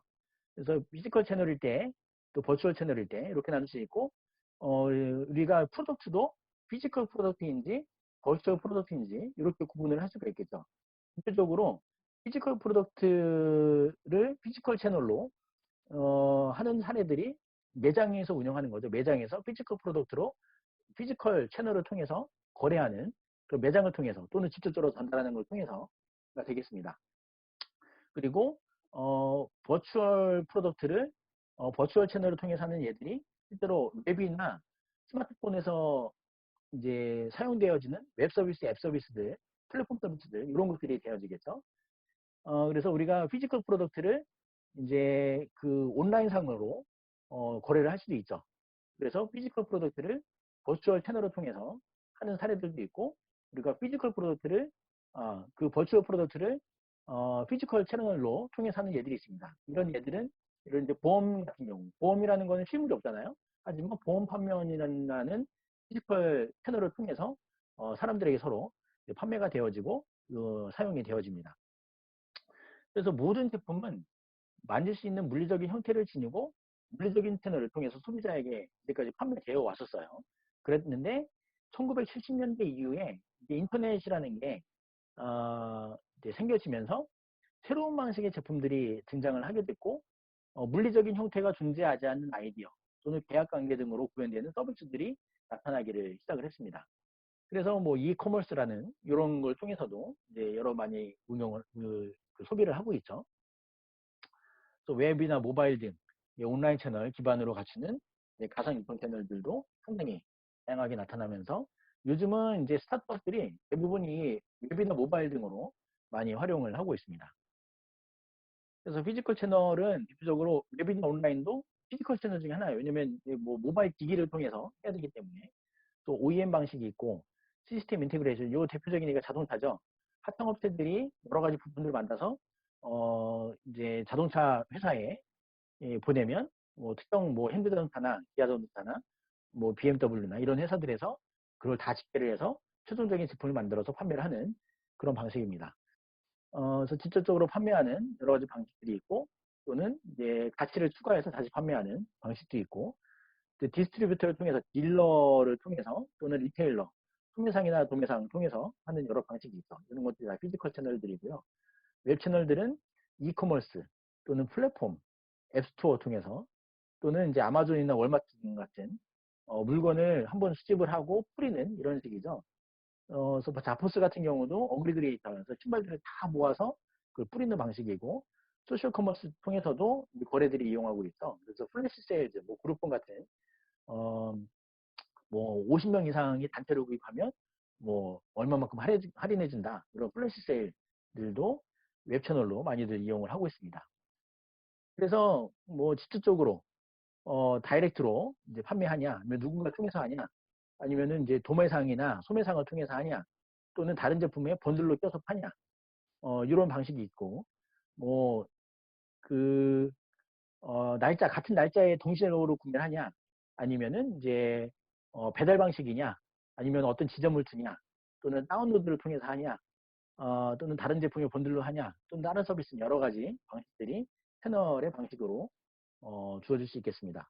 그래서 채널이라는 게 중요한 이유는 실제로 비용 구조랑 연관이 돼 있어요. 그래서 직접적으로 물건을 판매를 한다, 직접 전달을 한다. 그러면 우리가 이게 이 정도로 우리가 엔드 컨슈머의 리스트 프라이스라고 할 때, 마지막 이제 디스카운트 되는 까지 빠지면 우리가 이 정도가 실제 이제 판매되는 금액이 되어집니다. 이 안에는 이윤도 있고 판관 비용도 있고 R&D 비용도 있고요. 그리고 원래 이제 제품을 생산하기 위한 생산 비용이 있죠. 그래서 이 정도까지 추가 우리가 이제 최종적인 비용을 결정을 할 수 있습니다. 그러다가 이제 누군가가 인다이트로 재판매하는 리셀러가 하나가 들어온다. 그러면은 리셀러가 가져가는 이제 프로핏이 있기 때문에 우리가 실제로 받는 레비는 요 정도까지로 깎이죠. 그리고 여기에 다시 라이센싱 방식이 있다. 그리고 뭐 디스트리뷰터도 있다. 리셀러 말고 또 다른 누군가가 끼게 되면 그만큼의 이윤이 또 줄어들게 되어집니다. 그래서 이 채널은 실질적으로 우리가 최종적으로 얻는 이 그 소득과 판매되는 이 비용, 그 수익원이죠. 이제 수익의 비용 구조에 직접적으로 연관이 되어져 있다라고 볼 수가 있겠습니다. 우리나라에서도 유통되어지는 그 유통비가 실제 전체 금액의 50% 이상이 유통비용으로 많이 소진이 되어지고 있는 거죠. 이 채널은 시대에 따라서 또 라이프 스타일에 따라서 기술의 발전에 따라서 많이 변화가 되어집니다. 그래서 이제 그 여행에 대한 서비스를 제공하는 서플라이어가 있는데 원래는 홀세일 도매상이나 소매상을 통해서 이렇게 뿌려지는 상황이었어요. 그러다가 시대가 지나서 이제 그 전통적인 뭔가 입장에서 새로운 방식의 이 서비스가 추가가 되어지면 그 서비스가 이제 들어옵니다. 그래서 뭔가 더 추가가 되죠. 그러다가 더 기술적인 발전이 이루어지면 시대적으로 더 발전이 이루어지면 온라인으로도 할 수 있고 뭐 호스팅 서비스 시스템을 통해서 또는 웹사이트를 통해서 이런 기술들이 더 들어와서 채널들이 다양하게 늘어나게 되는 거죠. 그래서 처음에 봤던 후기에서 1980년대 초고 50년대까지 서비스가 추가되고 그 이후에 또 서비스가 추가가 되는 것처럼 우리가 시대에 따라서 기술 발전에 따라서 이 채널은 계속해서 발전이 되어진다라고 볼 수가 있겠습니다. 그 다음 이제 커스터머 릴레이션십에 대한 걸 볼게요. 이제 고객 관계인데 고객 관계에 대한 요기는 딱 세 가지입니다. 어떻게 고객을 get 할 건지, 고객 어떻게 확보할 건지, 고객 어떻게 keep 유지할 건지, 고객을 어떻게 grow 확장시킬 건지, 고객을 확보하고 그 고객을 유지시키고 고객을 더 확장시키기 위한 그 방법을 우리가 채널에 기입을 하면 되겠습니다. 우리 팀은 고객을 어떻게 확보할 거고, 어떻게 유지시킬 거고, 어떻게 고객을 더 많이 확대시킬 거다. 그 세 가지로 나누어서 이 커스텀 리레이션십은 작성을 하시면 되겠죠. 그래서 이제 피지컬 프로덕트와 버추얼 프로덕트일 때의 특성이 약간씩 달라요. 그래서 우리가 피지컬 프로덕트일 때는 이제 깔때기 모델이라고 하는데요. get, keep, grow. 그래서 이 깔때기 모델은 이제 물리적인 물건 그 프로덕트도 그렇고 웹이나 모바일 프로덕트도 그렇고 다 깔때기 모델로 적용을 할 수가 있는데 세부적으로 약간 다릅니다. 일단 get, keep, grow인데요. 고객을 get 하기 위한 방법이 뭐가 있을까요? 우리가 어떤 제품을 출시했어요. 실제로 예를 들어서 뭐 스마트폰을 하나 출시를 했다. 그랬을 때 이 스마트폰을 사람들한테 알려야 되겠죠. 이 어웨어니스 사람들한테 우리 이런 제품이 있어 라는 걸 알려야 됩니다. 어떻게 알릴까요? 대부분 광고와 홍보를 합니다. 이미 얻었던 거 아니면은 실제로 돈을 지불해서 어떤 미디어들을 통해서 광고를 하죠. TV 광고를 하든 신문 광고를 하든 인터넷 광고를 하든 이메일 광고를 하든 어떤 방식으로든 광고와 홍보를 합니다. 그렇게 사람들한테 이런 서비스가 있어, 이런 제품이 있어라는 거를 알리죠. 그러면 이런 서비스가 있어, 제품이 있어라고 알게 된 사람들 중에 그 중에 모든 사람이 아니라 일부분이 인트레스트, 관심을 갖기를 시작하고 그 관심을 갖던 사람들 중에 일부분이 구매하려고 컨시더레이션, 고려를 합니다. 아, 내가 이거 살까 말까 고려하고 이 고려하는 그 고객들 중에 일부분이 실제로 구매 행위를 해요. 그럼 구매를 한 고객은 어떻게 합니까? 그냥 가만히 있지 않고 내가 이걸 써봤더니 어떠하더라 라고 블로그에도 올리고 친구들한테도 알리고 가족들한테 알려주고 그러면서 자체적으로 뭔가를 알려주기를 시작해요. 이거를 바이럴 루프라고 합니다. 우리가 직접적으로 홍보를 하지 않아도 실제로 구매했던 사람들이 사용했던 후기, 사용했던 경험담을 주변 사람들한테 계속해서 알려주는 거죠. 또 바이럴 루프를 통해서 다시 사람들한테 알리는 역할을 합니다. 이렇게 이제 get이라는 과정을 거치게 돼요. 그래서 여러분들이 실제로 어떻게 이 고객에 대한 get 전략을 할 건지를 고민을 하셔야 되고요. 킵에 대한 걸로 넘어가 보겠습니다. 킵은 어떻게 이 확보한 고객을 계속 유지를 시킬 거냐. 왜냐면 이제 확보한 고객이 실제로 재구매할 가능성이 계속 높아지게끔 하기 위한 전략을 쓰는 거예요. 이 중에는 이제 다시는 구매 안 할 고객도 있겠죠. 서비스를 계속 유지 안 할 고객들도 있습니다. 그러면 어떻게 되죠? 다른 고객을 더 확보를 해야 돼요. 그래서 어떻게 하냐, 대부분은 로열티 프로그램을 씁니다. 이 제품을 구매한 고객들만 누릴 수 있는 여러 가지 혜택들을 줘요. 그래서 고급 브랜드 같은 경우는 뭐 몇 억짜리 고객 뭐 차량들이 많이 있죠. 그래서 고급 브랜드의 타 브랜드들은 주로 어떤 전략을 쓰냐면 그 차를 구매한 몇 억 이상 되는 차들을 구매한 사람들한테 주기적으로 그들만이 누릴 수 있는 문화 혜택을 줍니다. 음악회라든지 아니면 고급 뭐 공연이라든지 이런 걸 줘서 정말 이 서비스를 이용하는 사람들만이 누릴 수 있는 별도의 혜택을 주는 거죠. 그리고 그 제품에 대한 업데이트 서비스도 해주고 그리고 만족도 조사도 합니다. 그리고 체크인 콜을 해요. 실제로 전화도 해서 여러분 그 고객님 이런 제품을 써보셨는데 어떠신가요? 체크를 해서 뭔가 보완할 사항, 개선해야 될 사항을 계속해서 이제 업데이트를 해나가는 거죠. 그렇게 해서 키입 전략을 쓰고요. 그래서 여러분들이 우리 제품을 이미 사용하는 사람들한테는 어떻게끔 재구매할, 다시금 쓰게끔 한 어떤 전략을 쓸 건지를 잘 계획을 세우시면 될 거고요. 그로우 전략입니다. 그로우는 언번들링.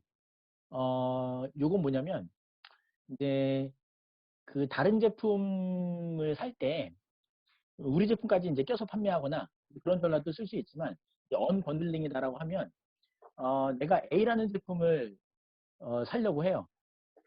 그런데 실제로 이제 B라는 제품을 같이 사게 되면 뭔가 이제 같이 혜택을 주는 그런 상태가 되는 거죠. 이제 그런 전략들을 많이 씁니다. 그래서 이제 번들링 전략을 쓰고 언번들링은 그냥 개별로 판매를 하는 거예요. 이제 개별로 판매하다가 업셀링 전략을 쓰는데 업셀링 전략은 뭐냐면 우리가 어떤 매장에 가요. 이제 예를 들어서 노트북을 사려고 하는데 i3 정도만 되는 뭐 문서 작업만 하면 되기 때문에 i3 정도 되는 노트북을 사려고 합니다. 그런데 막상 들어가서 이제 그 판매 안내를 해주는 사람의 설명을 잘 들으니까 가격을 조금만 더 보태면 i5에 해당하는 노트북을 살 수 있다. 그렇게 되면 이것도 할 수 있고 저것도 할 수 있고 저것도 할 수 있고 상당히 많은 혜택을 누릴 수 있다라는 설명을 들어요. 그래서 이 고객은 i3 사양의 노트북을 사려고 들어갔다가 수동으로 i5 사양의 노트북을 결국은 돈을 지불을 하게 됩니다. 이게 업셀링 전략이에요. 원래 고객이 구매하려는 것보다 한 단계 윗단계에 대한 제품을 소개를 하면서 그걸 사게끔 유도를 하는 거죠. 업셀링 전략을 합니다. 크로스셀은 뭐냐면 내가 A라는 걸 사려고 하는데 이제 B라는 거를 더 살 수 있게끔 유도를 하는 거예요. 이 전략을 잘 쓴 게 이제 커피숍들입니다. 카페에서 모닝 커피를 마시려고 들어갔는데 고객님 아메리카노 한 잔을 드시지 마시고 요걸로 하세요. 그러면 이 아메리카노 사는 거에 가격만 조금 더 보태면 이 베이글까지 같이 먹을 수 있습니다. 세트 메뉴를 제안을 하는 거죠. 그래서 뭐 햄버거 이제 뭐 맥도날드 같은 롯데리아 같은 햄버거 브랜드 또는 카페 브랜드들에서 이런 전략을 굉장히 잘 써요. 그래서 나는 원래 A라는 것만 사려고 했는데 덩달아서 B까지 같이 사게 되는 그래서 이거를 우리가 별도로 액세서리 전략이라고 많이 이야기를 합니다. 그리고 나서 이게 레퍼럴이라고 해서 레퍼럴은 뭐냐면 추천인 제도예요. 여러분들 아마 어떤 제품을 샀을 때 어떤 서비스를 이용할 때 이 제품이나 서비스를 이용하실 때의 추천인이 누군가요? 라는 거를 적게끔 하는 것들을 많이 볼 것 같아요. 봤을 거예요.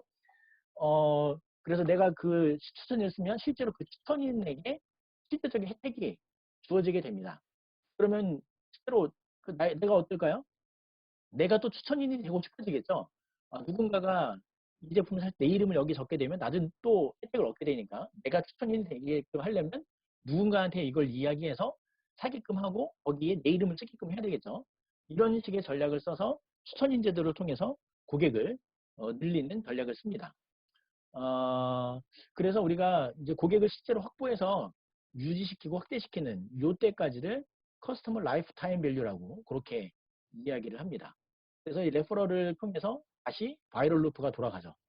이 한번 구매해서 추천을 받은 사람은 다시 또 추천을 만들려고 하는 노력들을 통해서 이 제품에 대한 홍보를 다시 하기 때문에 이 바이럴 루프가 다시 순환적으로 돌아가게끔 되어집니다. 그래서 이 커스터머 어퀴지션 코스트라고 처음에 이 고객에게 우리 제품이 있어라는 것을 알리는 롯데에 드는 비용을 CAC, Customer Acquisition Cost라고 그렇게 이야기를 합니다. 이게 겟 전략에서 들어가는 거죠. 그리고 팁 전략, 그리고 그로우 전략, 말씀드린 대로 그렇게 되어줍니다. 또 웹이나 모바일 서비스도 마찬가지인데, 다 비슷하죠. 근데 이제 어퀴지션 단계부터가 약간 달라요. 그 웹이나 모바일 서비스는 어떤가요? 사람들한테 이제 여러 가지 매체를 통해서 알리면 사람들이 뭔가를 알게 된 순간에 하는 행위가 있습니다. 그 어콰이어라고 표현을 하는데, 사람들이 이걸 알게 돼요. 알게 되면 실제로 어떻게 하죠? 관심 있는 사람들은 뭔가를 하고 관심 없는 사람은 그냥 끝나죠. 이 서비스가 있다고 어콰이어 된 사람들 중에 실제로 뭔가 관심 있는 사람들은 액티베이트가 되는데, 액티베이트는 뭐냐? 실제로 터치도 해보고 클릭도 해보고 실제로 그 서비스 안에 들어가 보네요. 다운로드를 받아서 터치해보고 클릭해보고 하는 그 행위를 합니다. 실제로 그걸 해본 사람들은 또 가만히 있지 않죠. 내가 다운받아서 이 앱을, 이 웹 서비스를 실제로 클릭하고 터치해봐서 해봤더니 이러이러하더라 라고 주변 사람들한테 알리기를 시작합니다. 그래서 동일하게 또 바이럴 루프가 돌아가게 되죠. 그러면서 근데 이런 사람들이 계속해서 이 서비스를 쓰게 하기 위해서 블로그나 또는 이메일 서비스나 이런 것들을 블로그를 통해서 이메일 통해서 뭔가 계속 서비스를 주고, 그리고 별도의 다른 프로그램을 또 제공을 하고 또 업데이트 서비스도 해주고 또 그 서비스와 관련된 콘텐츠나 이벤트를 엽니다. 뭐 게임 회사도 이런 거 잘하죠. 게임 콘테스트, 게임 경진대회 이런 걸 하고, 또는 이제 뭐 오토캐드 같은 경우는 실제로 이 그 오토캐드를 사용자들만의 콘테스트를 또 해요. 그래서 잘한 사람들을 선별해서 상도 주고 시상도 하고 이렇게 합니다. 그리고 로열티 프로그램을 또 별도로 씁니다. 이렇게 해서 팁 전략을 쓰고, 또 그로우 단계에서는 똑같아요. 이제 내가 썼던 버전보다 한 단계 높은 버전을 사게끔 하고, 다음 버전을 사게 하고, 다른 거를 덩달아 더 사게끔 하고, 그러면서 사용했던 사람의 추천다를 받아서 바이럴 루프가 돌아가게끔 하는 거죠. 어, 그래서 초기 단계에 사람들이 액티베이트 하실 때까지 이 비용은 코스트 퍼 사우전드 시트라고 해서 CPM이라고 그렇게 표현하고, 액션까지 할 때 비용을 코스트 퍼 액션, CPA라고 그렇게 표현을 합니다. 팁 전략과 그로우 전략을 이제 말씀드린 대로 하고요. 그래서 이런 브랜드 이미지를 혁신한 사례가 있습니다. 그래서 그 여러분들 폭스바겐 아우디 지금 이제 같은 회사로 통합이 되었죠. 비틀즈 예를 보면은 비틀이라는 거 알죠? 딱정벌레처럼 생긴 예쁜 차가 있습니다. 비틀이라는 브랜드 차가 있는데 이 미국인들이 상당히 이제 조롱을 많이 했어요. 그래서 미국 시장에서는 사실은 판매가 잘 안 됐습니다. 그러다가 비틀이 모양을 상당히 예쁘게 한 모양 여러분들 알고 있죠? 그래서 아우디 스타일로 변을 시켰어요. 그러면서 이제 제타나 파사트도 모양을 정말 잘 예쁘게 만들어서 이 아우디 스타일로 변화시켜서 출시를 해서 대박이 났죠. 그래서 이제 디자인의 혁신적인 변화를 줘서 성공했던 사례입니다. 그래서 팔고 싶은 걸 파는 게 아니라 고객이 사고 싶어 하는 디자인으로 우리는 파는데, 그냥 하는 게 아니라 기술을 잘 가미를 해서 우리는 판매를 한다. 그렇게 해서 이제 성공한 사례가 되어집니다. 실패한 사례인데요. 리바이스의 예를 볼게요. 예전에는 리바이스가 상당히 이제 고급 브랜드로 활성화가 많이 되었다가 지금은 많이 이제 경쟁력이 상실했습니다. 그래서 고가 제품 시장에서도 많이 밀려났고, 또 경쟁 제품 할인 매장이 리바이스 대비로 다른 할인 매장의 점유율이 점점 상승됐어요. 그러면서 또 저가 브랜드도 많이 추격을 해오고, 그래서 왜 그럴까? 그래서 브랜드 파워에 대해서 과신했었고, 또 쇼핑몰을 이제 쇼핑 운영하게 하면서 거기 납품을 해야 되는데 직접 운영함으로써 이제 고객사들에 대한 경쟁이 된 거죠. 온라인 사업 자체를 백화점 웹사이트로 매각을 했고, 또 생산 시설 자체를 미국에 계속 두려고 했던 고지 때문에 제조비가 상승을 했고, 또 10대를 대상으로 한 그 실버티 캠페인이 오히려 나이 든 승성공익들을 이탈을 시켰어요. 또 꽃무늬, 또 스트레이트 진 이런 것 때문에 이제 뭐 트렌드를 무시한 경향으로 또 했죠. 또 고객들이 뭘 원하냐 이런 것들에 이게 잘 반영이 안 됐던 거죠. 부응이 안 된 상태로 이제 리바이스가 이제 많이 이제 몰락을 한 그런 상태가 됐습니다. 그래서 브랜드를 강화시키기 위해서는 이제 기존 핵심 가치도 강화하면서 또 잠재적인 가치의 핵심 가치를 끄집어내는 거죠. 리포지션에서 잠재적인 가치를 핵심 가치로 끌어내는, 그리고 새로운 핵심 가치를 발굴하는 리크리에이팅 가치도 필요하게 되어집니다. 레비뉴 스트림에 대한 얘기를 해보겠습니다. 또 어떻게 수익을 낼 건지에 대한 얘기인데, 얼마나 많이 팔 수 있고 어디에서 누가 돈을 지불할 거고 가격은 어떻게 측정돼야 되고 이 제품 서비스가 사업적인 가치를 추가시킬 수 있냐 이런 것들을 잘 분석을 해야 됩니다. 그러려면 얼마나 많이 팔 수 있냐 이걸 위해서 시장의 크기, 또 확보하는 시장 점유율, 또 판매 채널 얼마나 확보할 수 있는지, 또 채널의 구축과 이제 소용이 되는 비용이 어느 정도인지, 또 얼마나 많은 고객을 활성화시킬 수 있는지, 또 고객 확보되는 비용이 어느 정도인지 이런 것들을 다 추산을 해봐야 될 거예요. 그래서 아까 봤던 이제 채널에 대한 걸 보면 직접 판매를 할지 또는 직접 판매를 할 때 또는 누군가를 추천을 할지 뭐 프로덕트, 서브스크립션, 애드 서비스 여러 가지 방법들이 있겠죠. 그러면서 또 보조 판매 채널을 할지 이런 채널들에 대한 분석을 통해서 누가 어디서 돈을 지불할 거냐라는 것들을 우리가 이제 분석을 할 수가 있습니다. 그래서 보통 수익 모델에서는 실제로 판매했을 때에 얻을 수 있는 판매를 통한 그 이득 또는 서비스 이용료 또는 가입비 정책, 실제로 우리 서비스를 이용하려면 연회비를 얼마 내야 된다. 이것도 우리가 수익원이 되죠. 또는 렌탈을 통한 수익원, 라이센싱에 대한 수익원, 중개 수수료 방식, 또는 광고를 통해서 얻는 형식, 서비스를 통해서 여기 광고가 붙기 때문에 우리가 이득을 얻을 수 있다. 대부분의 이제 앱 서비스들은 이 효과를 많이 누립니다. 대부분 앱 서비스들이 무료 앱이 많기 때문에 무료 앱들은 뭐 10만 명 이상, 100만 명 이상의 고객을 유치하면서 거기 광고가 붙게 해서 광고로 수익을 얻는 형태로 많이들 이용을 하고 있죠. 다음으로 키 리소스에 대한 이야기를 해보겠습니다. 핵심 자원이 뭘까? 여러 가지 요인들이 있는데 파이낸스, 재정에 대한 자원도 필요하고 또 실제로 피지컬화가 필요한 자원들도 있을 거고 지적 자원도 필요하고 인적 자원도 필요합니다. 여러 가지 를 볼게요. 그래서 물적 자원, 지적 자산, 재무적인 거, 인적 자원 여러 가지를 나눌 수가 있는데 물적 자원은 이제 생산 시설 아주 피지컬한 거죠. 생산 시설, 건물, 자동차, 기계 장치, 판매 시스템, 여러 가지 인프라스트럭처들 이런 것들이 물적 자원이 될 거고 지적 자산은 브랜드, 특허, 또 데이터베이스, 또 여러 가지 부가가치들, 브랜드 이런 것들이 이제 지적 자산이 됩니다. 재무적인 거는 진짜 돈이 대한 거죠. 신용도 같은 자금 조달 능력, 현금, 또 밴더 파이낸싱은 실제로 장비를 조달하는 업체에게 비용적인 도움을 받고 나중에 우리가 그 제품을 사는 거고 그럴 때까지 우리가 이제 어떤 비용 부담을 쭉 해나가는 그런 구조를 이제 밴더 파이낸싱이라고 합니다. 그리고 인적 자원들이 있겠죠. 경험이 풍부한 개발 인력, 흥능된 조직 이런 이제 인적 자원들이 또 있어야 됩니다. 이런 것들이 다 리소스에 기입이 되어야 될 요소가 되어집니다. 그리고 이제 키 리소스를 좀 더 분석해 보면 실제로 사람이 중요하죠. 이 휴먼 리소스가 상당히 중요한데 그 휴먼 리소스에는 우리 팀에만 보유하고 있는 걸 쓰는 게 아니에요. 실제로 필요로 하는 멘토나 코치들에 대한 것도 기입을 해야 되고 또 조언하는 고문 역할을 하는 어드바이저도 잘 넣어야 됩니다. 실제로 우리 팀이 보유할 수 있는 어드바이저가 누구냐, 멘토가 누구고 코치가 누구냐 이런 것들을 분석을 해보셔야 되고요. 이제 그 돈에 대한 파이낸셜한 리소스들에 대해서는 누구한테 조사를 받을 거냐? 대부분이 처음에는 친구나 가족들한테 조사를 받죠. 조금 더 어드밴스 되면 크라우드 펀딩을 위해서 받을 수 있고 엔젤 투자자나 VC 또는 파트너 또는 여러 대출 등을 통해서 또는 밴드 파이낸싱을 통해서 또 이제 받을 수가 있습니다. 말씀드린 대로 이제 그 장비를 공급해준 업체를 통해서 우리가 원래 쓸 장비인데 그 장비를 대고 있는 업체를 통해서 밴드 파이낸싱을 통해서 자금을 확보할 수 있는 그런 방식들이 있는 거죠.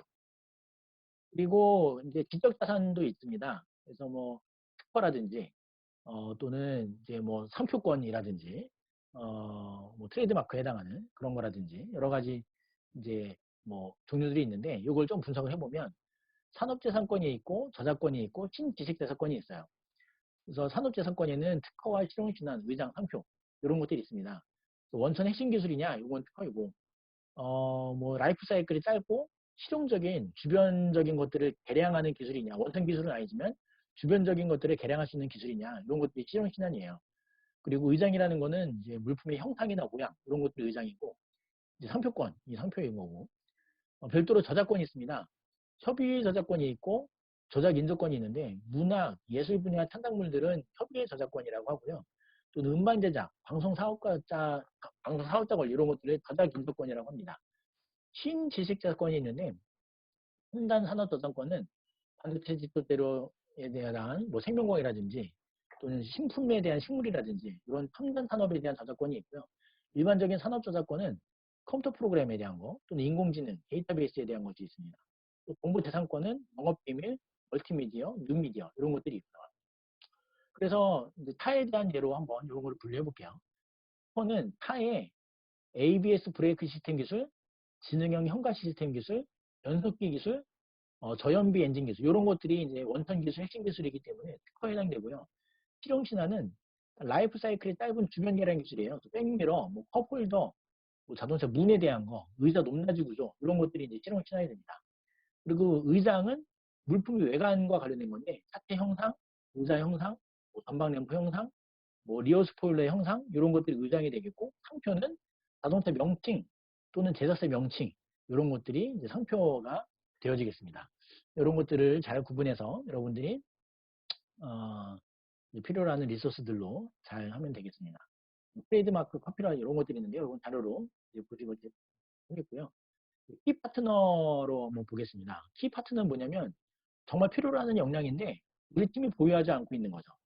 우리 팀이 없지만 정말 필요하기 때문에 누군가와 협업을 통해서 그 자원을 우리의 자원으로 끌어다가 쓸 수 있는 그런 요소가 되어지겠습니다. 그래서 파트너 의미는 실제로 이제 경영 자원을 공유하는 거예요. 대부분 대신에 우리가 그만큼의 비용 지불을 해야 되겠죠. 그래서 상호 간에 같이 성공할 수 있게 또 공동 개발, 공동 발명 또는 일반 고객과도 할 수 있는데 하지만 이 모든 것들 할 때는 이제 실제 우리는 이제 막 시작하는 스타트업이다. 그다음에 실제로 파트너십 맺을 수 있는 게 누구냐라는 것을 실제적인 수명에서 잘 고려를 해봐야 됩니다. 그래서 파트너가 필요한 이유는 파트너가 있어야지만 시간이 단축되는 부분이 있어요. 우리가 스스로 하려면 뭐 3년이 걸릴 거를 파트너랑 하면 1개월이면 끝나는 것들이 있습니다. 그리고 우리만 하실 때는 상당히 폭이 짧아지는 거를 파트너와 함께 하기 때문에 폭이 넓어지죠. 자본 사용도 효율적이 되고 또 어떤 특정한 지식 분야 또는 전문적인 기술을 파트너를 맺었기 때문에 활용할 수 있는 여지가 많이 있습니다. 또 새로운 시장, 왜냐면 파트너가 이미 갖고 있는 시장에 진출할 수 있는 여지가 많이 있죠. 새로운 시장에 대한 접근성도 증대가 되어지기 때문에 파트너십은 굉장히 중요한 의미를 가지고 있습니다. 예를 한번 보겠습니다. 여러분도 아마 이 스타벅스 요거 알 겁니다. 그, 어, 그 스타벅스와 펩시가 잘 제휴를 해서 요 제품을 만든 거죠. 또 스타벅스 커피를 우리가 그냥 매장에서 사 먹을 수 있는 그 뭐 편의점이나 그냥 우리가 마트나 이런 데서 사 먹을 수 있는 상황이 된 거죠. 이거는 어떤 상황이냐면 어, 그 1996년도에 스타벅스가 그 펩시랑 제휴해서 인기 있는 커피 기반의 음료인 프라푸치노를 병에 담아서 대중유통을 시킨 사례가 되어집니다. 그래서 상당히 이제 성공한 사례가 되어지죠. 이것이 서로 간의 파트너십을 적절하게 잘 맺어서 시장을 확대한 케이스라고 볼 수가 있습니다. 또 하나는 이제 인텔인데 그 인텔이 실은 PC 공급 업체에 다 들어가죠. PC는 대부분 다 인텔 칩이 들어가니까. 그러면서 그 PC 공급 업체의 광고가 나올 때 마지막 부분에 띵띵띵띵 하면서 인텔 로고 잠깐 뜹니다. 그만큼의 인텔이 광고비를 또 추가로 댄 거예요. 그래서 인텔과 PC 공급 업체가 서로 협력을 해서 광고비도 서로 부담을 하고 서로 간의 윈윈 전략을 한 그런 사례가 되어지겠습니다.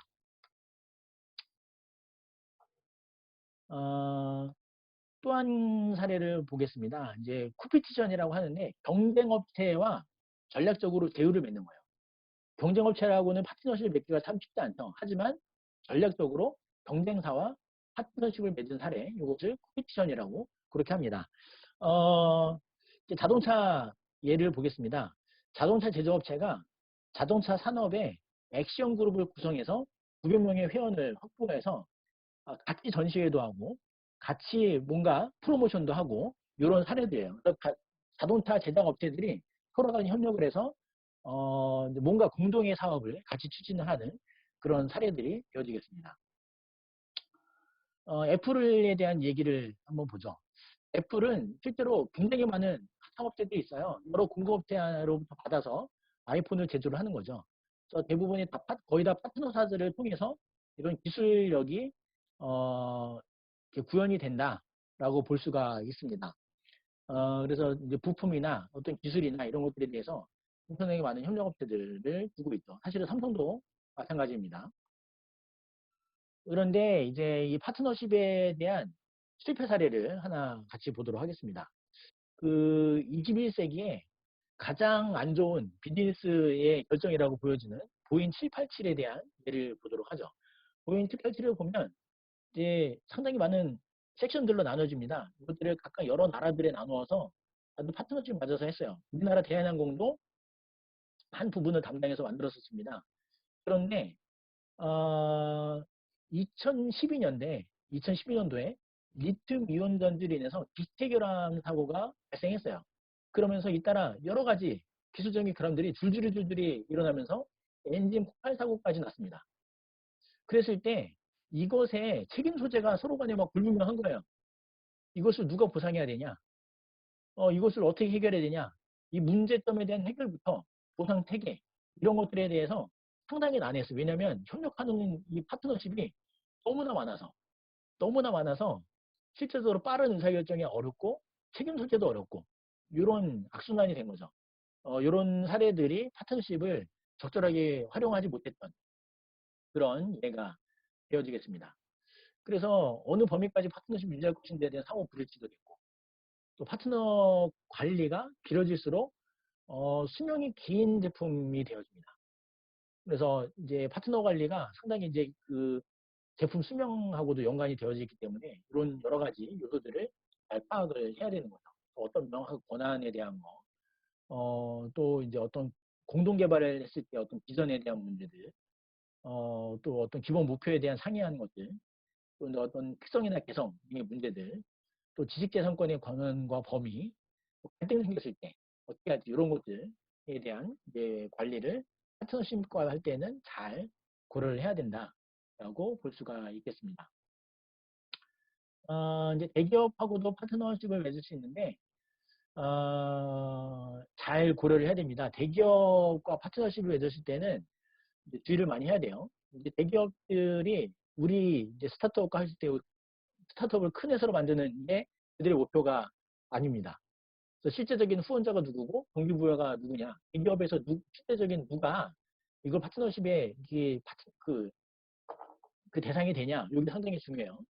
그래서 비즈니스 측면에서는 실제로 필요하냐, 투자가 아닌 판매 거래를 시도해야 되는 게 아니냐, 뭔가 특별하게 성공을 기반으로 제안할 게 뭐냐, 이런 것들을 이제 잘 이제 주의 깊게 판단을 해야 되겠습니다. 키 액티비티들을 볼게요. 요거는 크게 프로덕션과 프로블럼 솔빙과 서플라이 체인 매니지먼트. 그러니까 실제로 우리의 서비스를 만들어내는 과정, 문제를 해결하는 과정, 운영하는 관계 세 가지로 크게 액티비티를 나눌 수 있습니다. 그래서 생산할 때의 활동, 또 문제를 해결하는 활동, 또 유지 관리에 대한 활동, 요 세 개로 나누어서 요 파트를 잘 작성을 하시면 될 거예요. 생산도 해야 되고 문제 해결도 해야 되고 이게 뭔가 프로덕트나 서비스를 생산을 해야 되겠죠. 그러면서 이제 운영 관리 유지를 해야 되는 관계가 있습니다. 그래서 이런 이제 생산적인 측면, 문제 해결의 측면, 또 네트워킹 플랫폼 만드는 요런 실제로 운영도 해야 되니까 이런 관리의 측면도 잘 살펴봐야 되겠고요. 이제 코스트 스트럭처입니다. 이제 비용인데 얼마만큼의 비용이 나올 거냐를 따져봐야 되겠죠. 초기 투자 대비 얼마만큼의 자본이 소요되냐. 생산되어지면서 매출로 돌아오게 되는 그 최초의 시기가 언제냐. 얼마만큼 주기로 반복이 되어지냐. 또 그럴 때 이 비용에 대한 얼마만큼 효과가 되냐. 또 시장 규모나 구매 주기나 매출액이 얼마만큼의 계획이 되고 또 비용 계획이 얼마냐. 현금 흐름표는 어떻게 작성해야 되냐. 이런 것들이 이제 주요 이슈가 되어집니다. 비용들을 보면 크게 이제 비용 주도적인 비용 구조가 있고 가치 주도적인 비용 구조가 있어요. 그래서 비용 주도적인 비용 구조는 최소 비용 구조가 목표이고 어떤 뭐 저가 정책이라든지 자동화, 아웃소싱 등을 추진한다든지 이런 비용 주도적인 비용 구조가 있습니다. 가치 주도적인 비용 구조는 품질 또는 가치 창출이 목표예요. 또 호화 시설에서 한다든지 또는 전용 서비스를 한다든지 맞춤 서비스를 한다든지 정말 가치를 생산하기 위한 데 드는 비용을 산정하는 이런 것을 우리가 가치 주도적 비용 구조라고 합니다. 또 하나 생각해 보면 고정비예요. 고정비는 생산되는 제품의 규모와 상관없이 소요되는 비용이 있습니다. 늘 빠져나가는 거죠. 뭐 월세라든지 또 인건비라든지 이런 고정비들이 있습니다. 변동비는 생산되는 제품의 규모와 비례해서 소요되는 비용들이에요. 그런 것도 우리가 많이 생산해서 이 비용이 많이 들겠죠. 네, 그런 것들이 변동비라고 합니다. 그래서 이런 것들을 통해서 규모의 경제 측면과 범위의 경제 측면에서 우리 비용을 볼 수 있는데, 규모의 경제는 단위당 생산량이 늘어나면 비용 대비 효과가 커지는 것을 규모의 경제라고 하고요. 운영 범위, 사업 영역을 확대시키면서 비용 대비 효과가 커지는 것을 범위의 경제라고 그렇게 이야기를 합니다. 이윤 창출할 때 우리가 이제 수익과 비용을 잘 봐야 돼요. 변동비, 유동자산, 영업의 수익 이런 것들을 잘 봐야 되는데, 이제 변동비를 여러 가지 고려할 때 고정비, 뭐 임대료, 인건비 이런 것도 고려해야 되고, 이런 것도 우리가 이해하는 비용입니다. 유동자산을 고려할 때뭐 고정자산이 뭐냐가 있냐, 실제 우리가 갖고 있는 자본이 얼마만큼 있냐를 고려해야 될 것 같고, 또 영업의 수익으로는 또 영업의 수익과 함께 이제 매출액 이런 것들이 우리 이제 이윤이 되어지는 거죠. 그래서 비용 구조와 우리가 갖고 있는 자본과 그 이윤, 여러 수익과 함께 매출액이 얼마냐 그런 것들을 잘 살펴봐야 될 필요가 있겠습니다. 애플의 비즈니스 모델에 대한 예시를 잠깐 이제 보여줬는데요. 보시면 애플의 제품이 그 뭐 프로덕트 유저, 디지털 허브, 디지털 라이프 스타일, 디지털 플랫폼 각각 종류별로 색깔을 좀 달리 했습니다. 그래서 뭔가 색다른 새로운 서비스를 솔루션을 제공한다. 뭔가를 이제 뭐 음악이나 음원 또는 이제 비디오 우리가 그 애플이 실제로 이런 그 문화 콘텐츠 사업에도 뛰어들었잖아요. 그런 측면의 여러 가지 가치인 거죠. 그리고 이제 인테그레이트 폰, 게임, 앱 그 디바이스에 다 할 수 있다. 이게 스마트폰이나 그런 디바이스들이 있으니까 이런 각각의 가치를 또 제한합니다. 그리고 해당하는 이제 각각에 해당하는 고객들을 색깔별로 구분해서 한 거고요. 각각의 색깔별로 구분해서 어떤 유통 채널로 할지, 또 각각의 색깔별로 어떤 고객 관리를 할지, 또 각각의 색깔별로 어떤 자원을 가지고 어떤 활동들에서 누구랑 파트너를 맺어서 얼마만큼의 비용이 들고 어떤 수익이 나오고 이런 것들을 다 이제 구분해서 붙여놨습니다. 여러분들도 포스트잇을 잘 활용해서 이렇게 여러분들이 제공하는 서비스들을 구분도 잘 하시고 제안을 해보시면 좋을 것 같습니다. 마지막으로 이제 비즈니스 모델 설계를 위한 몇 가지만 더 확인을 해볼 텐데요. 일단 시장의 이 종류를 잠시 한번 보겠습니다. 여러분들이 진출할 시장이 익지스팅 마켓, 이미 존재하는 시장이냐, 또는 이미 존재하는 것 중에 그 잘 세분화해서 틈새로 들어갈 수 있는 리세그먼트드 틈새로 들어갈 수 있는 시장이냐, 아니면 아예 새로운 시장이냐, 아니면 원래 있던 건데 이거를 아예 똑같이 복제를 해서 다른 나라로 갈 클로 마켓이냐, 이렇게 네 가지로 구분을 할 수 있겠습니다. 기존에 있는 시장에 여러분이 들어간다라고 하자면 굉장히 치열하겠죠. 더 빠르거나 더 좋거나 아예 하이엔드 끝판왕이거나 이러면서 기존에 있는 시장에 들어갈 거냐를 보실 거고, 이제 틈새 시장은 리세그먼트 마켓, 틈새 시장에는 마케팅이나 브랜딩을 정말 별도로 차별화해서 할 거냐, 아니면 저렴하게 할 거냐, 원래 있던 시장에 비집고 들어가서 기존의 사람들이 잘 다루지 않았던 거를 잘 발견하는 거죠. 거기에 들어가서 마케팅이나 브랜드를 아주 특별하게 별도를 잘 해서 들어갈 수 있는 전략이 있을 거고, 아예 새로운 시장으로 들어간다. 그러면 좋은 제품을 더 싸게 해서 아예 새로운 시장을 만드는 거죠. 또 고객에게 새로운 클래스를 만드는 것, 또 혁신적인 것, 이전에 존재 않았던 것을 새로운 시장을 형성할 수 있습니다. 예를 들어서 애플이 스마트폰을 처음으로 출시했을 때, 아이폰이라는 걸 처음 출시했을 때, 이거는 없던 시장이죠. 예전에는 다 그냥 그 휴대폰만 들고 다니다가 아이폰이 나오면서 휴대폰, 스마트폰이라는 새로운 시장이 열렸습니다. 뉴마켓 시작이 된 거죠. 그런 예들을 볼 수 있고요. 우리나라에서 잘 되던 시장을 베트남으로 가져간다. 이런 클럽 마켓이 요즘 활성화가 많이 되고 있습니다. 예전에는 일본에서 잘 되던 시장을 우리나라에 그대로 들고 와서 시장을 열었던 것처럼 이런 클럽 마켓의 전략도 일 수가 있겠습니다. 그래서 각각의 시장별로 고객이 누구냐, 또 고객의 필요가 누구냐, 또 경쟁자가 얼마만큼 있냐, 위험 요소가 얼마나 있냐, 그 얘들 약간 이렇게 작성을 해봤는데요. 커스터머들에 대한 기존 시장은 잘 몰라요. 누가 커스터머인지 잘 모릅니다. 하지만 그 틈새 시장은 대부분이 알아요. 아, 요 정도의 고객군이면 우리가 타겟팅 할 수 있겠다, 알 수 있고요. 새로운 시장은 모릅니다. 이제 누가 될지 잘 몰라요. 클럽마켓은 이미 경험을 해봤기 때문에 어지간히 알 수 있습니다. 고객의 니즈는 기존에 있는 시장에 기존의 다른 제품 경쟁분들이 되게 많아요. 그렇기 때문에 대부분은 퍼포먼스, 기능적인 정말 좋은, 훨씬 뛰어난 기능을 원합니다. 그리고 틈새 시장에서는 그동안 잘 적절하지 않았는데 정말 이건 딱 맞아 라는 베너핏, 이 서비스는 이거에 딱 맞아, 기존에 없었기 때문에 그 틈새 시장을 잘 노린 제품인 거죠. 그리고 뉴마켓에서는 기존에 전통적으로 했던 것에 아예 새로운 거를 들여온 거죠. 그래서 정말 혁신적인 진보를 통해서 뭔가 하고자 하는 수요가 있습니다. 그리고 콜롬마켓은 일본에서 잘 됐던 거를 우리나라의 현지화해서 로컬 버전에 들어온 사례들이 되겠죠. 그래서 경쟁자들은 기존 시장에 너무나 많아요. 그리고 이제 틈새 시장에는 그 어떤 제품이냐에 따라서 대부분 아마 적을 확률이 많습니다. 왜냐면 기존에는 그 틈새 시장을 노리지 않고 했을 때에 기존에 사용하던 사람들이 전혀 접근하지 않았던 영역이기 때문에 기존에 있던 시장의 사람들이 이곳에 올 가능성이 많이 있죠.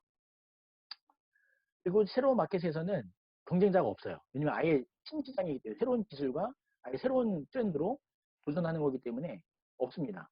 그리고 클론 시장도 없어요. 리스크는 이미 브랜드가 너무 많아요. 이미 많은 사람들이 포진했기 때문에 리스크가 상당히 많이 있습니다. 그리고 이 틈새 시장은 그 틈새 시장에 접근하자마자 기존에 있던 사람들이 다 틈새 시장으로 또 몰릴 가능성이 있죠. 그래서 틈새 시장으로 나는 들어왔지만 빠르게 그 틈새 시장 안에 경쟁자들이 많이 올 수가 있습니다. 그리고 그 새로운 시장에서는 새롭게 상수를 하기 때문에 사람들한테 학습시키는 시간적인 여유들이나 이런 것들이 많이 필요합니다. 그리고 클론 시장에서는 현저화를 하는데 현저를 잘못했을 때, 뭔가 판단이 잘못했을 때, 이제 그런 사례들이 있는 거죠. 그런 사례들이 있습니다. 각각에 대한 특징들을 설명했습니다. 이건 이제 강의 자료로 이제 대체를 하도록 하겠습니다. 그래서 스타트업은 큰 기업의 작은 버전이 절대로 아닙니다. 그래서 우리가 이제 원래 우리가 회사를 운영할 때 필요한 모든 요소를 다 갖추고 할 수가 없어요. 그래서 우리가 비즈니스 모델 캔버스를 통해서 우리가 이런 전략으로 정말 초기에 가장 빠르게 고객을 검증할 수 있고 가장 빠르게 고객에게 어필할 수 있는 그런 형태로 접근을 해야 됩니다. 그래서 표현돼 있죠. Startup don't get first mover advantage. 그래서 이제 퍼스트 무버인 경우, 혁신 기업인 경우에는 상당히 많은 시장의 한 70%를 점유하니까 그 어드밴티지가 있어요. 근데 스타트업이 그렇게 하기는 굉장히 쉽지 않습니다. 그리고 처음부터 굉장히 크게 빠르게 시작하는 것 자체가 쉽지가 않습니다. 이런 이제 어려움들을 충분히 기억을 하고 우리가 도전을 해야 되겠습니다. 그래서 이제 우리가 작성할 비즈니스 모델 캔버스는 보통 이렇게 포스트잇을 통해서 우리가 생각하는 것들을 쭉 붙여가면서 만들어가는 과정을 진행을 해볼 수가 있을 것 같습니다. 다른 예를 하나 또 볼까요? 지금 기존에는 음반 단위로 하던 것들을 아이튠즈에서는 곡 단위로 그렇게 하면서 새로운 시장을 개척을 했었죠. 이게 혁신한 사례들이 되어지겠습니다. 또 하나는 스와치인데 스와치가 이제 스위스의 시계잖아요. 그래서 상당히 팬시하고 이제 가격도 기존의 스위스 시계보다는 저렴하게 그렇게 접근을 했습니다. 그래서 그 일본이 상당히 이제 시계 산업에 많이 따라갔었다가 1980년대에 스와치라는 브랜드 나오면서 이제 스위스의 시계 산업을 다시 한번 이제 부상시킨 그런 얘기죠.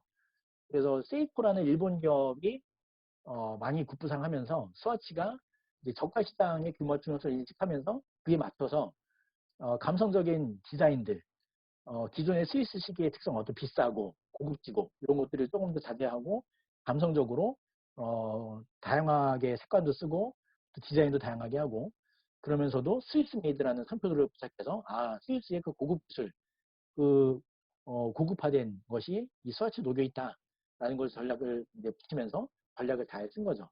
이런 사례들이 있습니다. 그래서 이번 강의는 이렇게 마치고요. 이제 비즈니스 모델 캔버스 작성과 이런 고객에 대한 분석과 이런 것들을 실질적으로 여러분들께서 수행을 하시기를 하면서 강의를 마칩니다.